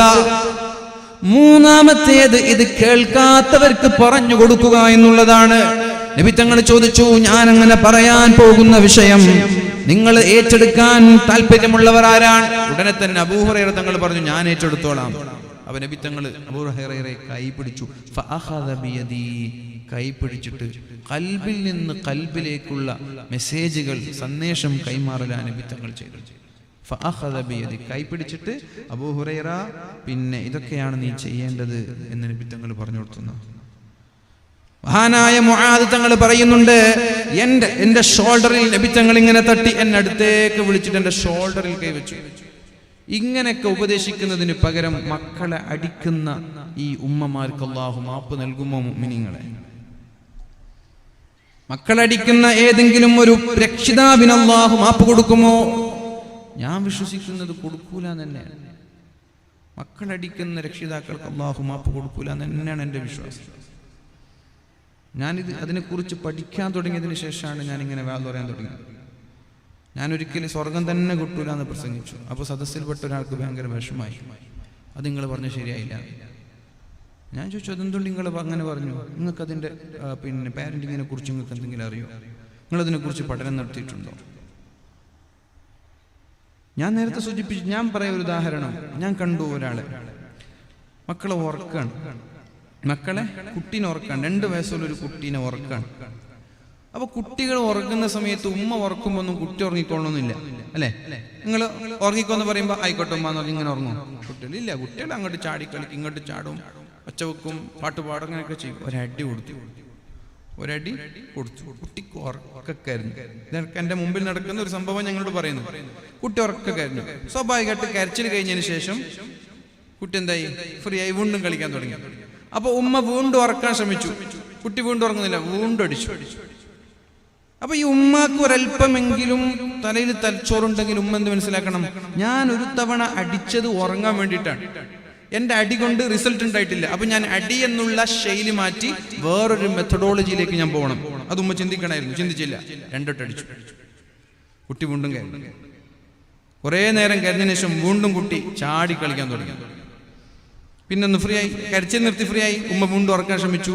3ാമതും ഉമ്മ അടിച്ചു. അങ്ങനെ ഒരൊറ്റൊരു ദിവസം 10 തവണ കുട്ടി അടിച്ചു. ഞാൻ കുട്ടി എടുത്തിട്ട് ഇങ്ങോട്ട് വിളിച്ചു, മതി അടിച്ചു. നിനക്ക് അടിച്ചിട്ട് റിസൾട്ട് ഇല്ല എന്നുള്ള കാര്യം എനിക്ക് മനസ്സിലായില്ലേ? ഇനി അടിക്കരുത്. അടിച്ചിട്ട് റിസൾട്ട് ഇല്ലെങ്കിൽ പിന്നെ അടിക്കരുത്. എന്തൊരു കാര്യം ചെയ്യുമ്പോഴും അതിലൊരു റിസൾട്ട് നമ്മൾ കാണണം. ആ റിസൾട്ട് ഇല്ലെങ്കിൽ പിന്നെ അടിക്കാൻ പോകരുത്. അതുകൊണ്ട് തന്നെയാണ് പാവപ്പെട്ട പിഞ്ചോമന മക്കൾക്ക് പക്വതയെത്താത്ത വകതിരിവെത്താത്ത പിഞ്ചു പൈതങ്ങളെ ഉമ്മമാരെ നിങ്ങൾ എങ്ങനെയാണ് അടിക്കുന്നത്? ഭർത്താക്കന്മാരോടുള്ള ചൊടി മക്കളിൽ തീർക്കുകയാണോ? ഭർത്താക്കന്മാരോടുള്ള ചൊടി നിങ്ങൾ മക്കളിൽ തീർക്കാണോ? അങ്ങനെയാണെങ്കിൽ വേറെ കുറെ ഓപ്ഷൻ ഉണ്ട്. ഈ പാശ്ചാത്യന്മാരായ ആളുകളൊക്കെ സ്ട്രെസ് വരുമ്പോൾ ചെയ്യുന്നൊരു പരിപാടി ഉണ്ടെന്ന് അറിയും. ഈ പഴയ ആക്രി കച്ചവടത്തിലുള്ള കാറൊക്കെ ഉണ്ടാവില്ലേ, അഥവാ ഇനി വിൽക്കാനൊന്നുമില്ല, അത് ആക്രിയായിട്ട് പിന്നെ വിൽക്കുന്ന ഒരു സാധനമാണ്. അങ്ങനെയുള്ള കാറിന്റെ ക്ലാസ്സിലേക്ക് അവരടിക്കുമ്പോൾ, അല്ലെങ്കിൽ വീട്ടിലെ പഴയ സാധനങ്ങൾ കുപ്പി ക്ലാസ്സുകളൊക്കെ കൊണ്ടുപോയി ഒരു മരത്തിന്റെ മുകളിൽ വെച്ചിട്ട് ആ സ്ട്രെസ്, ആ ഒരു പെയിൻ മാറുന്നത് വരെ അടിച്ചു പൊട്ടിക്കും. അതൊരു നമ്മുടെ മൈൻഡിൽ ഉണ്ടാകുന്ന ഒരു ദേഷ്യം, ഒരു ഉള്ളിലുണ്ടാകുന്ന സ്ട്രെസ് തീരുന്നത് വരെ. നമ്മുടെ ഉമ്മമാര് സ്ട്രെസ് തീരുന്നവരെ മക്കളടിക്കും. അതുകൊണ്ട് എന്റെ ശബ്ദം ശവിക്കുന്ന ഏതെങ്കിലും ഒരു ഉമ്മയ്ക്ക് ഉപകാരപ്പെടട്ടെ എന്ന് വിചാരിച്ചിട്ടാ ഞാൻ പറയുന്നത്. നിങ്ങൾ പറയും അടിക്കാതെ നന്നാവൂല. ഞാൻ ചോദിക്കട്ടെ, അടിച്ചിട്ട് നന്നായോ? ഒക്കെ അടിച്ചിട്ട് നന്നായോ? എങ്കിലൊക്കെ റിസൾട്ട് ഉണ്ടെങ്കിലൊക്കെ റിസൾട്ട് ഇല്ല. അപ്പൊ നിങ്ങൾ അടിക്കാത്ത മെത്തേഡ് നോക്കണം. പിന്നെ ഒച്ച വെച്ച് സംസാരിക്കുന്നത് പാടില്ല. ഒരു കാരണവശാലും ഒച്ച വെച്ചവരെ പേടിപ്പിക്കാൻ പാടില്ല. ഇതവർ കണ്ടു പഠിക്കുന്നു. പിന്നെ സ്വന്തം സഹപാഠികളോട് സംസാരിക്കുമ്പോൾ അവരും ഇതേപോലെ ഒച്ച വെച്ച് പേടിപ്പിക്കുകയാണ്. നേരെ മറിച്ച് സൗമ്യമായി നബി തങ്ങൾ എന്താ പറഞ്ഞത്? അടുത്തിങ്ങനെ ഭക്ഷണം കഴിക്കാം, കുൽബി യമീനിക്ക, മോനെ ഇങ്ങനെ നെഞ്ചിലൊക്കെ തട്ടും, ഷോൾഡറിലൊക്കെ തട്ടും, മോനെ വലത് കൈ കൊണ്ട് തിന്നെന്ന് പറയും. ഈ തിന്നില്ലെങ്കിൽ അടിക്കാൻ പോവില്ല. നബിത്തങ്ങള് അടിക്കാൻ പോവില്ല. കുട്ടി തിന്നില്ലെങ്കിൽ പിന്നെ അടുത്ത പ്രാവശ്യം നബിത്തങ്ങൾ പറയും വലത് കൈയിൽ തിന്നൂടെ മോനെ, കുൽ മിമ്മാ യലീക, നിനക്കടുത്തതിൽ നിന്ന് തിന്നണം. ഒരു പാത്രത്തിൽ നിന്ന് അങ്ങും ഇങ്ങും കൈയിട്ട് തിന്നരുത്. ഏറ്റവും അടുത്ത ഭാഗത്ത് നിന്ന് തിന്നണമെന്ന് അല്ലാഹുവിന്റെ ഹബീബ് സ്വല്ലല്ലാഹു അലൈഹി വസല്ലം. നിങ്ങൾക്ക് ഓർമ്മയില്ലേ നബി തങ്ങളെ കാണാൻ ഒരാൾ കടന്നു വന്നത്? എന്നിട്ട് നബി തങ്ങളോട് പറഞ്ഞു, നബിയെ ഞാൻ മുസ്ലിമാവാം, പക്ഷേ ഒരു കാര്യത്തിൽ മാത്രം നിങ്ങൾ എന്നോട് വാശി പിടിക്കാൻ പാടില്ല. ഒരു കാര്യത്തിൽ മാത്രം വാശി പിടിക്കരുത്, ഞാൻ മുസ്ലിം ആയിക്കോളാം. അതെന്താ? എനിക്ക് വ്യഭിചാരം മാത്രം അത് വേണ്ട നിങ്ങൾ എന്നോട് പറയും. ഞാൻ നോമ്പെടുക്കാം, സക്കാത്ത് കൊടുക്കാം, ഹജ്ജ് ചെയ്യാം, നിസ്കരിക്കാം, തഹജ്ജുദ് നിസ്കരിക്കാം. വ്യഭിചാരം എനിക്ക് ഒഴിച്ചുകൂടാൻ പറ്റാത്ത ഒരു വികാരമാണ്. ഇപ്പൊ നിങ്ങൾ പറഞ്ഞു ആയിക്കോട്ടെ. നമ്മളെന്താ പറയുക? ഉസ്താദ്മാരെന്താ പറയുക? നമ്മളോട് അങ്ങനെ പറഞ്ഞാൽ നീ മുസ്ലിം ആണ്ടെന്ന് അറിയും അല്ലേ? എനിക്ക് കഴിയുന്നില്ല, മുസ്ലിം ആണ്ട, വണ്ടി വിട്ടുവെന്ന് നമ്മൾ പറയാം. നബി തങ്ങൾ പറഞ്ഞു ആയിക്കോട്ടെ, നീ മുസ്ലിമായ മതി. എന്നിട്ട് നബി തങ്ങൾ അയാൾ അടുത്തേക്ക് വിളിച്ചു, ഇങ്ങോട്ട് വന്നു, ചേർത്ത് പിടിച്ചിട്ട് നബി തങ്ങൾ ചോദിച്ചു, മോനെ, നിന്റെ ഉമ്മയെ ഒരാൾ വ്യഭിചരിക്കുന്നത് നിനക്ക് ഇഷ്ടമാണോ? നിന്റെ ഉമ്മയെ വേറൊരാൾ വ്യഭിചരിക്കുന്നതിനെ കുറിച്ച് ചിന്തിച്ചു നോക്കി. എനിക്ക് കയ്യിൽ ആലോചിക്കാൻ പോലും കഴിയില്ല. അപ്പൊ നബി തങ്ങൾ പറഞ്ഞു, നീ വ്യഭിചരിക്കുന്നത് വേറൊരാളുടെ ഉമ്മയായിക്കൂടെ? നിനക്ക് നിന്റെ ഉമ്മയെ വ്യഭിചരിക്കുമ്പോൾ സ്വാഭാവികമായിട്ടുണ്ടാവാറുള്ള പ്രശ്നം, മാനസികമായ പ്രയാസം ആ ഉമ്മയുടെ മക്കൾക്ക് ഉണ്ടാവില്ലേ? ശരിയാണ് നബി, ശരിയാണ്. നിന്റെ മക്കളെ ആരെങ്കിലും വ്യഭിചരിക്കുന്നത് നിനക്ക് ഇഷ്ടമാണോ? ഒരാൾ വന്നിട്ട് അവിഹിത ബന്ധത്തിൽ ഏർപ്പെടുന്നത് നീ സമ്മതിച്ചു കൊടുക്കോ? ഇല്ല നബിയെ, ഞാൻ വെറുതെ വിടൂല. എന്നാൽ നീ വ്യഭിചരിക്കുന്നത് വേറൊരു ഉമ്മയുടെ മക്കളല്ലേ, അവർക്കും ഈ വിഷമം ഉണ്ടാവില്ലേ? നിന്റെ പെങ്ങളെ മറ്റൊരാൾ വ്യഭിചരിക്കുന്നത് എനിക്ക് ഇഷ്ടമാണോ? ഇല്ല നബിയെ. എന്നാൽ നീ വ്യഭിചരിക്കുന്നത് വേറെ ആളുടെ പെങ്ങളല്ലേ, അങ്ങനെ ആയിക്കൂടെ, അവർക്കും വിഷമം ഉണ്ടാവില്ലേ? എന്നിട്ട് ഇതൊക്കെ കേട്ടിട്ട് അവസാനമായിട്ട് പറയാം, നബിയെ, ഞാൻ നിങ്ങളുടെ അടുത്തേക്ക് വരുമ്പോൾ എൻ്റെ ജീവിതത്തിലെ ആകെയുള്ള ആഗ്രഹം ഈ വ്യഭിചാരത്തോടുള്ള താല്പര്യമായിരുന്നു. ഇപ്പൊ എനിക്ക് തോന്നാണ് വ്യഭിചാരം എന്ന് പറഞ്ഞാൽ ഇതിനേക്കാളും വെറുപ്പ് തോന്നുന്ന വേറൊരു പ്രവർത്തനമില്ല. ശുദ്ധമായ നബി തങ്ങൾ അയാളുടെ ഖൽബിൽ കൈവച്ച് ദുആ ചെയ്യുന്ന അല്ലാഹു അയാളുടെ ഖൽബ് നന്നാക്കണേ, ശുദ്ധിയാക്കണേ. ഇങ്ങനെയാണ് അതിന്റെ മെത്തഡോളജി, ഇങ്ങനെയാണ് ഉപദേശത്തിന്റെ ടേം, ഉപയോഗിക്കേണ്ട ടേമുകൾ, ശൈലി, ഇതൊക്കെ നമ്മൾ പഠിക്കണം. എന്നിട്ട് നമ്മൾ ഇതൊന്നും ചെയ്യാതെ നമ്മൾ എന്ത് വിഷയം കൊടുക്കും? വഴിതെറ്റുന്ന യുവാക്കളും വഴിതെറ്റുന്ന യുവതികളും. പാവപ്പെട്ട യുവാക്കളും യുവതികളിൽ ആരെങ്കിലും വഴിതെറ്റിയിട്ടുണ്ടോ? അവർ ഉത്തരവാദികളാണോ? ആണ്, നിങ്ങൾ പറ. അവർ യുവാക്കളാണോ വഴിതെറ്റിയിട്ടുള്ളത്? പ്രശ്നന്മാരുടെ ഭാഗത്താണ്.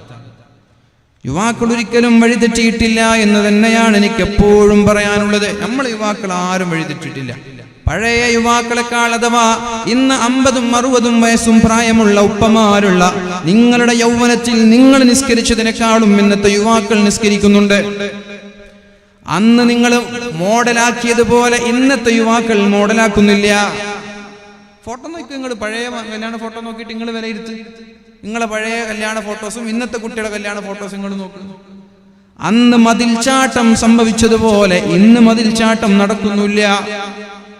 ഇല്ല, നിങ്ങളൊക്കെ മോശക്കാരെന്നല്ല ഞാൻ പറയുന്നത്. പക്ഷേ അന്നും ഇന്നും തമ്മിലുള്ള വ്യത്യാസം സോഷ്യൽ മീഡിയയാണ്. ഇന്ന് തിന്മകൾ ചെയ്യാനുള്ള സൗകര്യങ്ങൾ കൂടി വന്നു. എന്നിട്ടും നമ്മുടെ മക്കൾ നിയന്ത്രിക്കുന്നില്ലേ? എനിക്കറിയാം, കോൺട്രാക്ടർ പണി, അതിൽ ഹറാമ് കലരുന്നത് കൊണ്ട് എത്രയും നല്ല ലാഭമുള്ള പണി എനിക്ക് വേണ്ട എന്ന് പറഞ്ഞിട്ട് കോൺട്രാക്ടർ പണി ഒഴിവാക്കി വന്ന യുവാക്കളെ എനിക്കറിയാം. വലിയൊരു സൂപ്പർ മാർക്കറ്റിൽ മിനിമം ഒരു 5000 ദിർഹംസെങ്കിലും സാലറിയുള്ള ഒരു ചെറുപ്പക്കാരൻ ഇതിൽ ഹിന്ദുക്കളുടെ ദേവാലയങ്ങളിലേക്കുള്ള ബിംബങ്ങൾ വിൽക്കേണ്ടി വരുന്നു.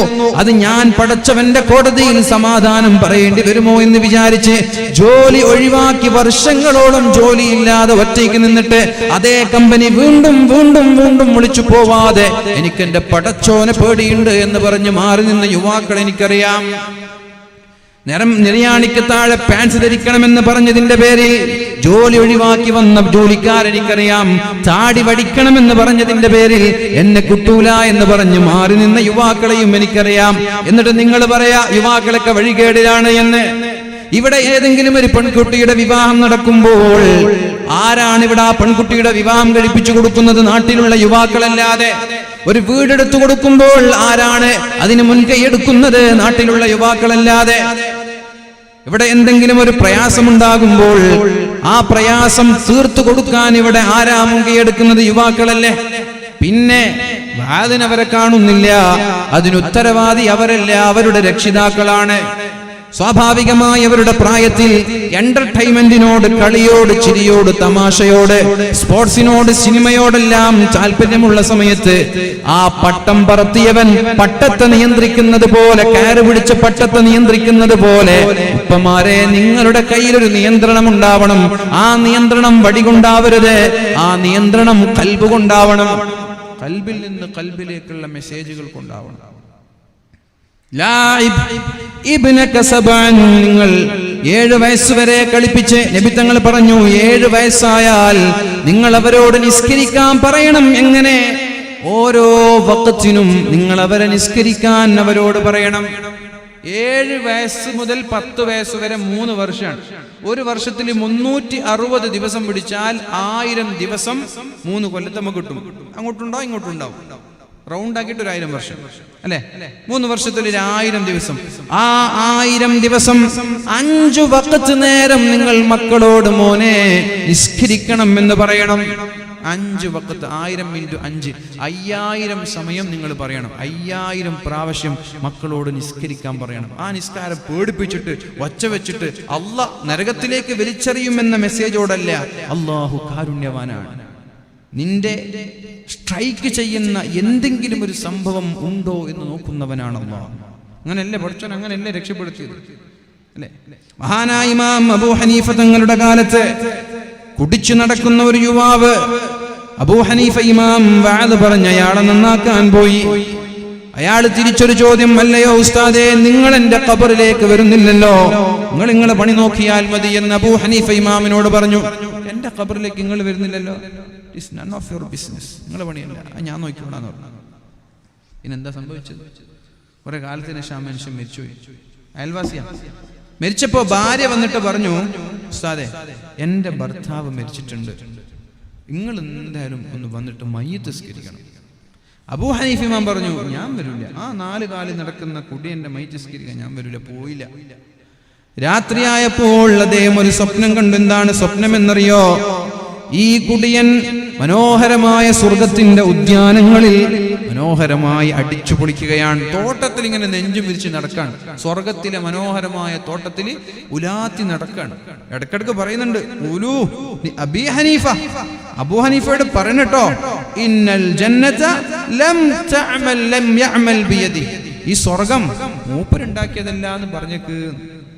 ഇടക്കിടക്ക് പറയാ, സ്വർഗത്തിൽ ഇങ്ങനെ ഉലാത്തി നടക്ക, ഇടക്കിടക്ക് ഇങ്ങനെ വിളിച്ചു പറയുന്നുണ്ട്, ഏയ് അബൂ ഹനീഫയെ കണ്ടാ പറയണട്ടോ, ഈ സ്വർഗം മൂപ്പര കൈ കൊണ്ടുണ്ടാക്കിയതിൽ പടച്ചോനുണ്ടാക്കിയതാണെന്ന് പറഞ്ഞ അബൂ ഹനീഫയോട്. അബൂ ഹനീഫ ഇമാം ഞെട്ടി ഉണർന്നു.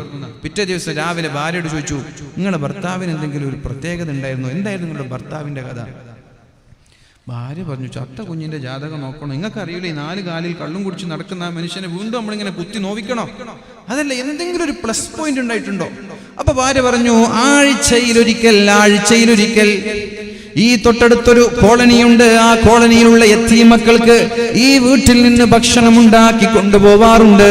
എന്നിട്ട് ആ യത്തീമക്കളോട് പറയാറുണ്ട്, ലാ തൻസാനി ഫീ ദുആഇകും, എന്റെ പൊന്നാര മക്കളെ, നിങ്ങളുടെ ദുആയിൽ നിങ്ങൾ എന്നെ മറക്കാൻ പാടില്ല.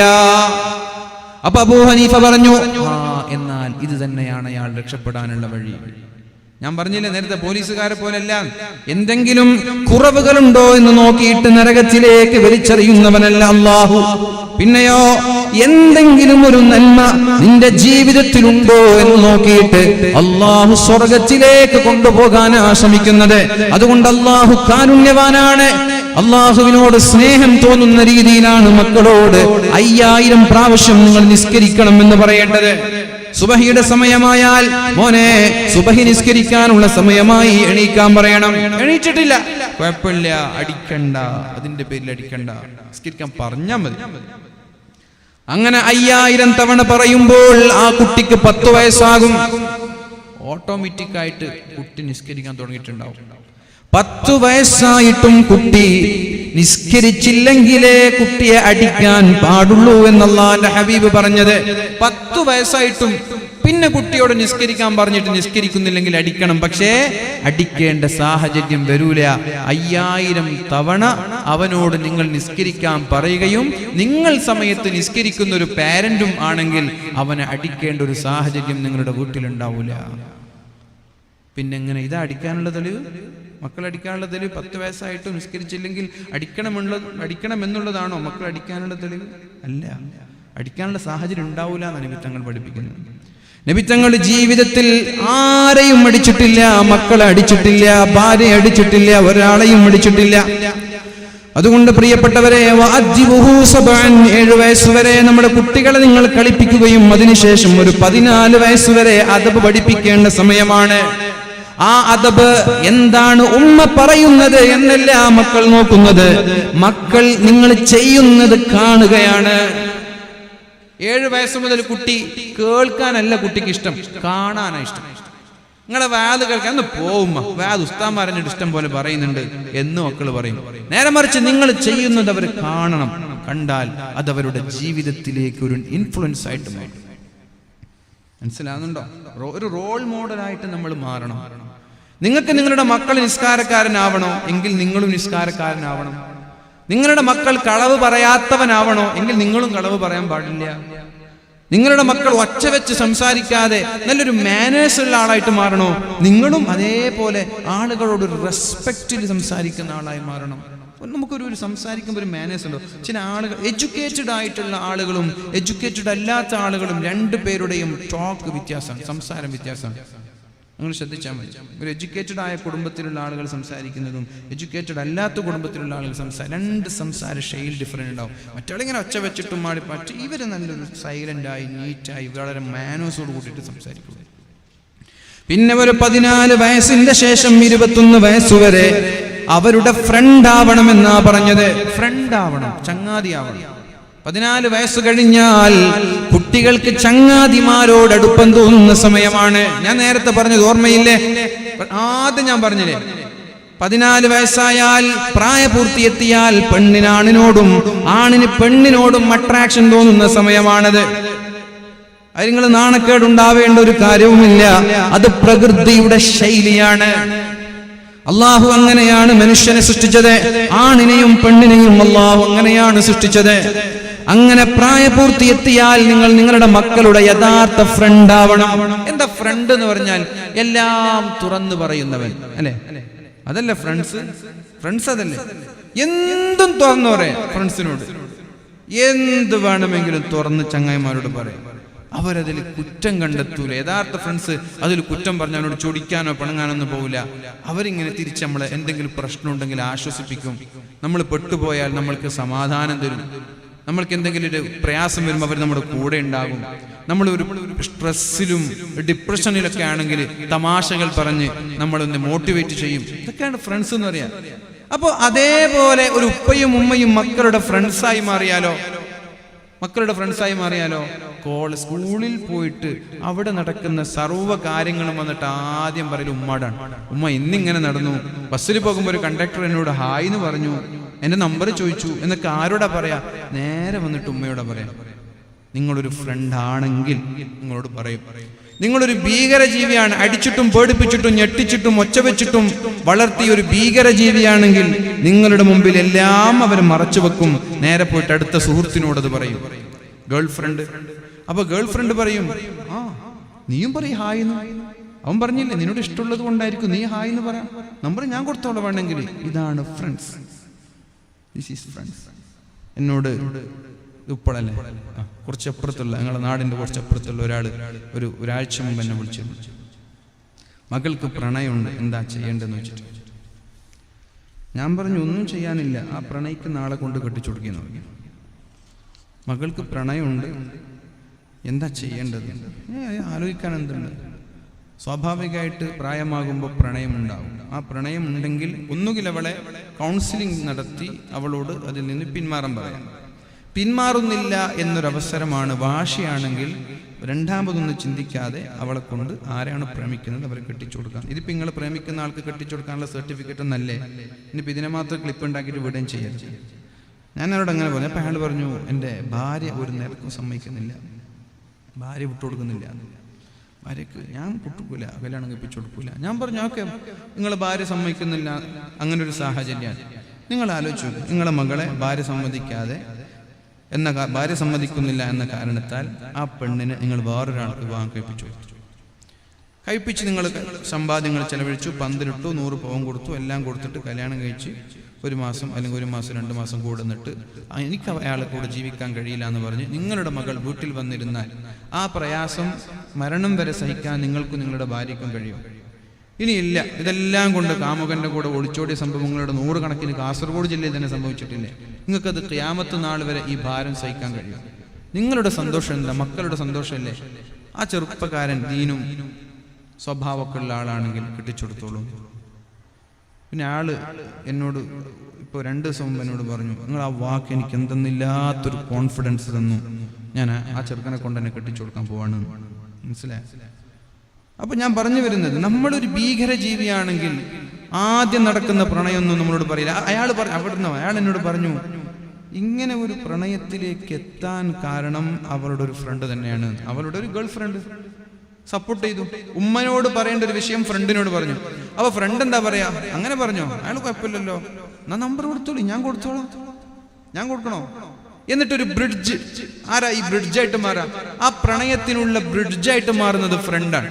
നേരെ മറിച്ച് ഇതൊരു ഉമ്മയാണെങ്കിലോ, ഉമ്മ വേണ്ടതുപോലെ പറഞ്ഞുകൊടുത്ത് ആ തുടക്കത്തിൽ ഉണ്ടാകുന്ന അട്രാക്ഷൻ മാറ്റിയെടുക്കാൻ ഉപ്പയ്ക്കും ഉമ്മയ്ക്കും കഴിയും. അതുകൊണ്ട് നീ ഒരു യഥാർത്ഥ ചങ്ങാതിയായി മാറാ നിന്റെ മക്കളെ. അങ്ങനെ നിങ്ങളൊക്കെ നിങ്ങളുടെ മക്കളെ ചങ്ങാതിമാരായിരുന്നെങ്കിൽ ഈ വാദിന് വരുമ്പോൾ അവരെ കയ്യും കൂട്ടിയിട്ട് നിങ്ങൾ വരുമായിരുന്നില്ലേ? നിങ്ങൾ ഭീകരജീവി ആയതുകൊണ്ടല്ലേ അവർക്കൊന്നും നിങ്ങളോട് കൂടെ വരാൻ താല്പര്യമില്ല. ഞാൻ തിരിച്ച് ആദ്യം ഇവരോട് പറഞ്ഞ വിഷയതാണ്. എന്നോട് വിഷയം പറഞ്ഞത് വഴിതെറ്റുന്ന യുവാക്കൾ. ഞാനിവിടെ വരുമ്പോൾ 40 വയസ്സിന്റെ താഴെയുള്ള 3 ആളുകൾ, 15 40 വയസ്സിന്റെ താഴെയുള്ള 3 ആൾ, ബാക്കിയൊക്കെ 40 മുകളിലുള്ള ആളുകളാണ്. അപ്പൊ അങ്ങനെയാണ് ഞാൻ ഇങ്ങനെ ഇങ്ങോട്ട് എത്തിയത്. ഞാൻ ആരും കുറ്റപ്പെടുത്തുന്നല്ലേ, നിങ്ങളൊക്കെ നല്ല നാട്ടുകാരാണ്, മാഷാ അല്ലാ. മാക്സിമം നാട്ടിലുള്ള ഇവിടെയുള്ള ആളുകളൊക്കെ വന്നിട്ടുണ്ടാകും എന്ന് തന്നെയാണ് ഞാൻ വിശ്വസിക്കുന്നത്. ഈ നാട്ടിലുള്ള ഓൾമോസ്റ്റ് ആളുകൾ വന്നിട്ടുണ്ടാവും തന്നെയാണ് വിശ്വസിക്കുന്നത്. പക്ഷെ അവരെ നമ്മൾ കുറ്റപ്പെടുത്തരുത്, യുവതികളെ നമ്മൾ കുറ്റപ്പെടുത്തരുത്.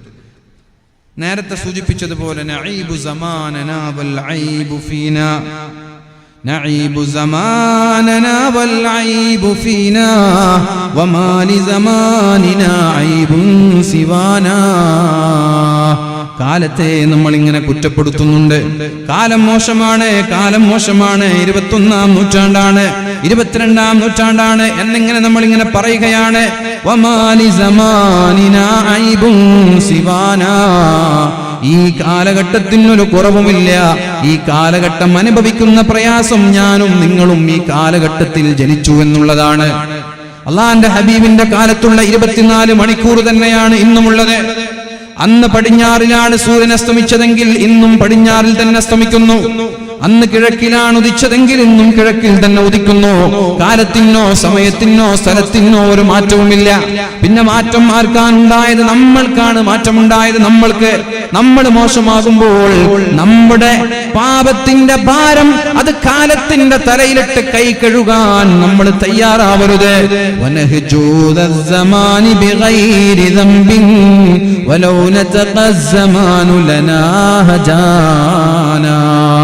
നമ്മളിങ്ങനെ കാലത്തെ കുറ്റം പറഞ്ഞ് കാലത്തെ ആക്രമിക്കരുത്. ഒരു തെറ്റും ചെയ്യാത്ത കാലത്തെ ആക്രമിക്കരുത്. കാലത്തിനെങ്ങാനും അല്ലാഹു സംസാരശേഷി കൊടുത്തിരുന്നുവെങ്കിൽ എന്നേ കാലം നമ്മെ തിരിച്ചറ്റാക്ക് ചെയ്യുമായിരുന്നു. യുവാക്കളെ നമ്മളിങ്ങനെ കുറ്റപ്പെടുത്തി ചീത്തപ്പെടുത്തി മോശപ്പെടുത്തി കാണരുത്. അങ്ങനെ കാണുന്നത് കൊണ്ടാണ് യുവാക്കൾ നമ്മളിൽ നിന്ന് അകന്നു പോകുന്നത്.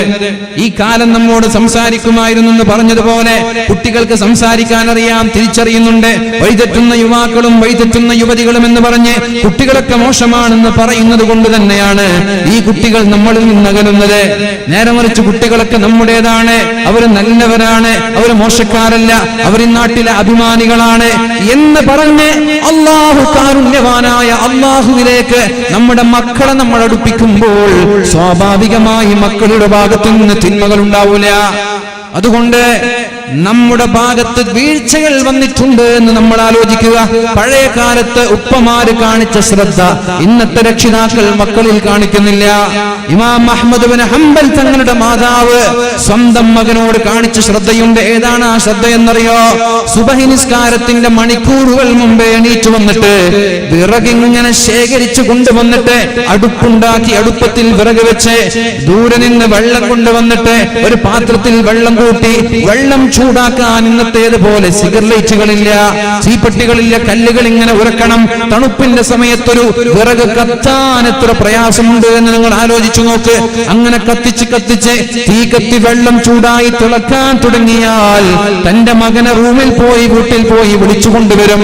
എന്നിട്ട് ആ മകനെ എണീപ്പിച്ച് ചൂട് വെള്ളത്തിൽ കുളിപ്പിച്ച് രണ്ടുപേരും തഹജ്ജുദ് നിസ്കരിച്ച് ബാങ്ക് കൊടുക്കുന്നത് വരെ ദുആ ചെയ്ത് ആ ദുആ കഴിഞ്ഞ് ബാങ്കിന്റെ വെളിയാളം കേട്ടാൽ രണ്ടുപേരും ഒന്നിച്ച് പള്ളിയിലേക്ക് പോയി നിസ്കാരം കഴിയുന്നത് വരെ മകനെ കാത്തു നിന്നിട്ട് നിസ്കാരം കഴിഞ്ഞാൽ മകന്റെ കൈയും പിടിച്ചു വീട്ടിലേക്ക് കൊണ്ടുവന്നിരുന്ന ഇമാം അഹ്മദ് ബിൻ ഹംബൽ തങ്ങൾക്ക് അന്ന് എത്ര വയസ്സാണെന്നറിയോ?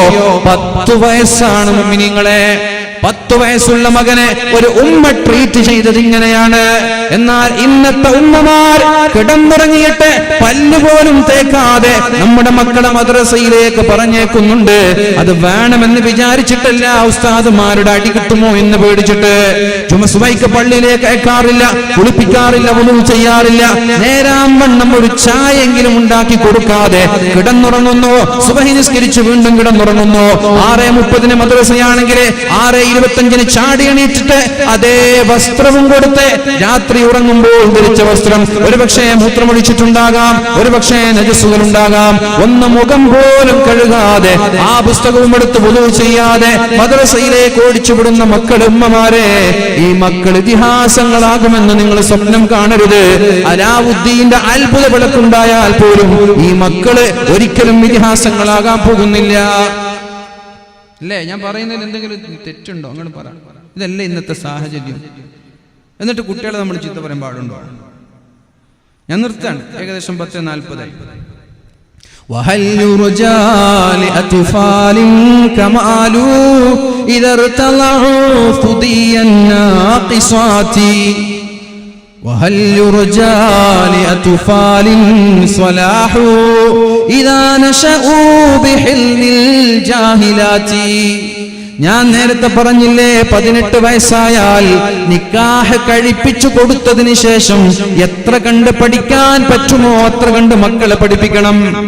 നിങ്ങൾ ആഗ്രഹിക്കുന്ന ഫീൽഡിലേക്കല്ല മക്കളെ വളർത്തേണ്ടത്. മക്കളുടെ കഴിവെന്താണെന്ന് മനസ്സിലാക്കി ആ കഴിവുകളിലേക്ക് റിക്രൂട്ട് ചെയ്യാൻ പാരന്റ്സ് ആയ നിങ്ങൾക്ക് കഴിയണം. അത് നിങ്ങൾക്ക് കഴിയുന്നില്ലെങ്കിൽ അവരുടെ ടീച്ചേഴ്സിനെ നിങ്ങൾ ഏൽപ്പിക്കണം. എന്റെ മക്കളുടെ കഴിവെന്താണെന്ന് മനസ്സിലാക്കാൻ ആ കഴിവനുസരിച്ചിട്ട് അവരെ വളർത്തിയാലേ ആ കുട്ടി നിങ്ങൾ ഉദ്ദേശിക്കുന്ന മേഖലയിലേക്ക് എത്തുള്ളൂ. സയൻസും കണക്കുമൊന്നും തലയിൽ പോവാത്തൊരു കുട്ടിയോട് നീ സയൻസ് പഠിക്കണമെന്ന് പറഞ്ഞാൽ ആ കുട്ടിയുടെ ഭാവി നശിച്ചു പോകും. മുഅ്മിനീങ്ങളെ, ഡിഗ്രിയിലോ പ്ലസ് ടുവിൽ പോലും നല്ല മാർക്കോടുകൂടി വിജയിക്കാൻ കഴിയില്ല. SSLCയിൽ നല്ല മാർക്കുള്ള ഒരു കുട്ടി പ്ലസ് ടുവിൽ വെച്ച് ഫെയിൽഡ് ആവുന്നത് ഉപ്പയുടെ വാശിയാണ്. ഇതേ വിഷയം എടുക്കണം, സയൻസ് എടുക്കണം എന്നുള്ള നിർബന്ധം. സയൻസ് എടുക്കാൻ കഴിയുന്ന കുട്ടിയല്ലേ സയൻസ് എടുക്കേണ്ടത്? ആർട്സ് എടുക്കേണ്ടവനെ കൊണ്ട് നിങ്ങൾ സയൻസ് എടുപ്പിക്കാൻ പാടുണ്ടോ? ആന മരം വലിക്കുമെന്ന് പറഞ്ഞ് അണ്ണാരക്കണ്ണനെ കൊണ്ട് നിങ്ങൾ മരം വലിച്ചാൽ എന്താ സംഭവിക്കാൻ പോകുന്നത്? അള്ളാഹു ഡിഫറന്റ് ആയിട്ടുള്ള വ്യത്യസ്തമായിട്ടുള്ള കഴിവുകളാണ് എല്ലാവർക്കും കൊടുക്കുന്നത്. എല്ലാവരും സയൻസ് പഠിച്ച് ഡോക്ടറായാൽ ഇവിടെ രോഗികൾ ഉണ്ടാകുമോ? ആരാണ് ചികിത്സിക്കാൻ പോവുക? എല്ലാവരും ഡോക്ടർമാർ. ഇത് ലോകത്തിന്റെ നിലനിൽപ്പ് തന്നെ വ്യത്യസ്തത കൊണ്ടാണ്. യൂണിറ്റി ഇൻ ഡൈവേഴ്സിറ്റി എന്ന് പറയുന്നത് പോലെ വ്യത്യസ്തതയിലാണ് ലോകത്തിന്റെ നിലനിൽപ്പ്. ഡോക്ടർമാർ വേണം, എഞ്ചിനീയർമാർ വേണം, അധ്യാപകന്മാർ വേണം, ഉസ്താദുമാർ വേണം, കൂലിപ്പണിക്കാർ വേണം, ഡ്രൈവർമാർ വേണം. എല്ലാവരും ഉണ്ടാകുമ്പോഴേ മുഅ്മിനീങ്ങളെ ഈ ലോകത്തിന്റെ നിലനിൽപ്പുണ്ടാവുള്ളൂ. എല്ലാവരും പൈസക്കാരാണ്, എല്ലാവരും പണക്കാരാണ്. ആരും ജോലിക്ക് പോകുന്നില്ലെങ്കിൽ ഇവിടെയുള്ള ബിൽഡിങ്ങുകളൊക്കെ ആരാ നിർമ്മിക്കുക? അപ്പൊ ബിൽഡിംഗ് നിർമ്മിക്കേണ്ടവർ വേണം, ഇതിനൊരു ആർക്കിടെക്ട് വേണം, ഇതിനൊരു എഞ്ചിനീയർ വേണം, ഇതിനൊരു കോൺട്രാക്ടർ വേണം, ഇതിന് ജോലി ചെയ്യുന്ന ആളുകൾ വേണം, മേസ്ത്രിമാർ വേണം. എല്ലാവരും ഉണ്ടെങ്കിലേ ഈ ലോകത്തിന് നിലനിൽപ്പുള്ളൂ. എല്ലാവരും ഒരേ കഴിവുള്ളവരാണെങ്കിൽ ലോകമെന്നേ നശിച്ചു പോയേനെ. ലോകമെന്നേ നശിച്ചു പോയേനെ. എന്നിട്ട് ആ തുടങ്ങിയ ഹദീസും കൂടി നിർത്തി ഞാൻ എന്റെ വാക്കുകൾ ഉപസംഹരിക്കാൻ. എന്താ നബി തങ്ങൾ പറഞ്ഞത്? പ്രായപൂർത്തിയെത്തിയാൽ നിങ്ങൾ ഉടനെ വിവാഹം കഴിപ്പിച്ചു കൊടുക്കണം. പ്രായപൂർത്തി എന്ന് പറഞ്ഞാൽ 18 വയസ്സായാൽ നിക്കാഹ് കഴിപ്പിച്ചു കൊടുക്കണം, വിവാഹമല്ല. നിക്കാഹ് കഴിഞ്ഞാൽ ആ കുട്ടിയെ സ്വതന്ത്രമായി പഠിക്കാൻ നിങ്ങൾ അനുവദിക്കണം. സ്വതന്ത്രമായിട്ട് പഠിക്കാൻ സമ്മതം കൊടുക്കണം. ഏത് പുതിയാപ്പിളാണോ കല്യാണം കഴിക്കുന്നത് അവനോട് പറയണം, എന്റെ മകൾ പഠിക്കുന്നത് എത്ര പഠിക്കുന്നു അതുവരെ നിങ്ങൾ സമ്മതിക്കണം, എങ്കിലേ ഈ നിക്കാഹിന് ഞങ്ങൾ സമ്മതിക്കുന്നുള്ളൂ. 22 വയസ്സായ ഒരു ചെറുപ്പക്കാരൻ നിക്കാഹ് കഴിപ്പിച്ചു കൊടുക്കുമ്പോ പെണ്ണിന്റെ പിതാവ് ചിന്തിക്കരുത്, ഇവന് പഠിക്കല്ലേ, ഒരു ജോലി ഇല്ലല്ലോ, സെറ്റിൽഡ് അല്ലല്ലോ എന്ന് ചിന്തിക്കാൻ പാടില്ല.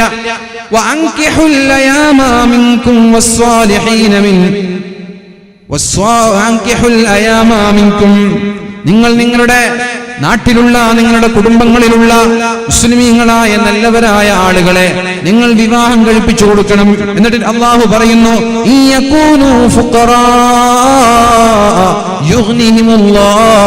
നിങ്ങൾ ദരിദ്രരാണെങ്കിൽ നിങ്ങളെ മുതലാളി ഞാനാക്കി തരാം. പൈസ ഇല്ല എന്ന കാരണത്താൽ വിവാഹം മുടക്കരുത്. ദീന്, സ്വഭാവം, കാലിബർ, കഴിവ്, ഇതൊക്കെ ഉണ്ടെങ്കിൽ കല്യാണം കഴിപ്പിച്ചു കൊടുക്കുക. അതല്ലാതെ പൈസ ഇല്ല, പൈസ തരുന്നവൻ പഠിച്ചോനാണ്, പൈസ തരുന്നവൻ പഠിച്ചോനാണ്. ഞാൻ പൈസ തരാമെന്ന് അള്ളാഹ് വാഗ്ദാനം നൽകിയതാണ്. ഈ യകൂനു ഫുഖറാ, അവർ ദരിദ്രരാണെങ്കിൽ യുഗ്നിഹിമുല്ലാഹ്, ഞാൻ നിങ്ങളെ പൈസക്കാരനാക്കാം. പൈസ ഇല്ലാന്ന കാരണത്താൽ വിവാഹം മുടങ്ങരുത്. പൈസ ഇല്ലാന്ന കാരണത്താൽ ചെറുക്കൻ കണ്ണുകൊണ്ട് ഹറാമ് കാണുന്ന അവസ്ഥ ഉണ്ടാവരുത്. വ്യഭിചാരത്തിലേക്ക് പോകുന്ന ഒരു സാഹചര്യം ഉണ്ടാവരുത്. എന്നിട്ട് രണ്ടുപേരെയും നിക്കാഹ് കഴിഞ്ഞതിന് ശേഷം പഠിപ്പിക്കുക. ഞാൻ പറഞ്ഞല്ലോ, പഠനത്തിനൊരു പരിധിയില്ല. എത്ര കണ്ട് പഠിക്കാൻ പറ്റുമോ, എവിടേക്ക് എത്താൻ പറ്റുമോ അവിടേക്ക് നമ്മൾ അല്ലാഹു തൗഫീഖ് ചെയ്യട്ടെ. ഇനി നിങ്ങൾ വിവാഹം കഴിപ്പിച്ചു കൊടുക്കുന്നില്ല, പ്രായമെത്തി, വയസ്സായി, കല്യാണം കഴിഞ്ഞിട്ടില്ല, 25 വയസ്സ് 30 വയസ്സായ ചെറുപ്പക്കാരന്, ഈ ചെറുപ്പക്കാരൻ ഹറാമ് കാണുന്നുണ്ട്, ഹറാമ് ചെയ്യുന്നുണ്ട് എങ്കിൽ فإن أصاب إثما فإنما إثمه على أبويه. വിവാഹം വൈകിയത് കാരണത്താൽ സ്വാഭാവികമായി പ്രണയത്തിലും പ്രേമത്തിലും പെട്ട് ഹറാമായ സംസാരങ്ങളോ ചാറ്റിങ്ങുകളോ മീറ്റിങ്ങുകളോ നടക്കുന്നുവെങ്കിൽ, വിവാഹം വൈകിയത് കാരണത്താലാണല്ലോ ഇത് നടക്കുന്നത് എങ്കിൽ അതിന്റെ പൂർണ്ണമായ ഉത്തരവാദി രക്ഷിതാക്കളായിരിക്കുമെന്ന്, അവർ ചെയ്യുന്ന തെറ്റിന്റെ ഓഹരി അല്ലാഹു രക്ഷിതാക്കൾക്കും നൽകുമെന്ന് പരിശുദ്ധ റസൂലുള്ളാഹ്. അപ്പൊ നിങ്ങൾ അവരോട് സമയമായാൽ നിക്കാഹ് കഴിപ്പിക്കുന്നതിനെ കുറിച്ച് ആലോചിക്കുക. എനിക്കിപ്പം വേണ്ടെന്ന് പറഞ്ഞ് വാശി പിടിച്ചാൽ നിർബന്ധിപ്പിച്ചിട്ടൊന്നും കഴിപ്പിച്ചു കൊടുക്കണ്ട. എന്തുകൊണ്ടെന്നറിയാം, നിങ്ങളുടെ ഡ്യൂട്ടി എന്താണ് അത് നിങ്ങൾ ചെയ്യാം.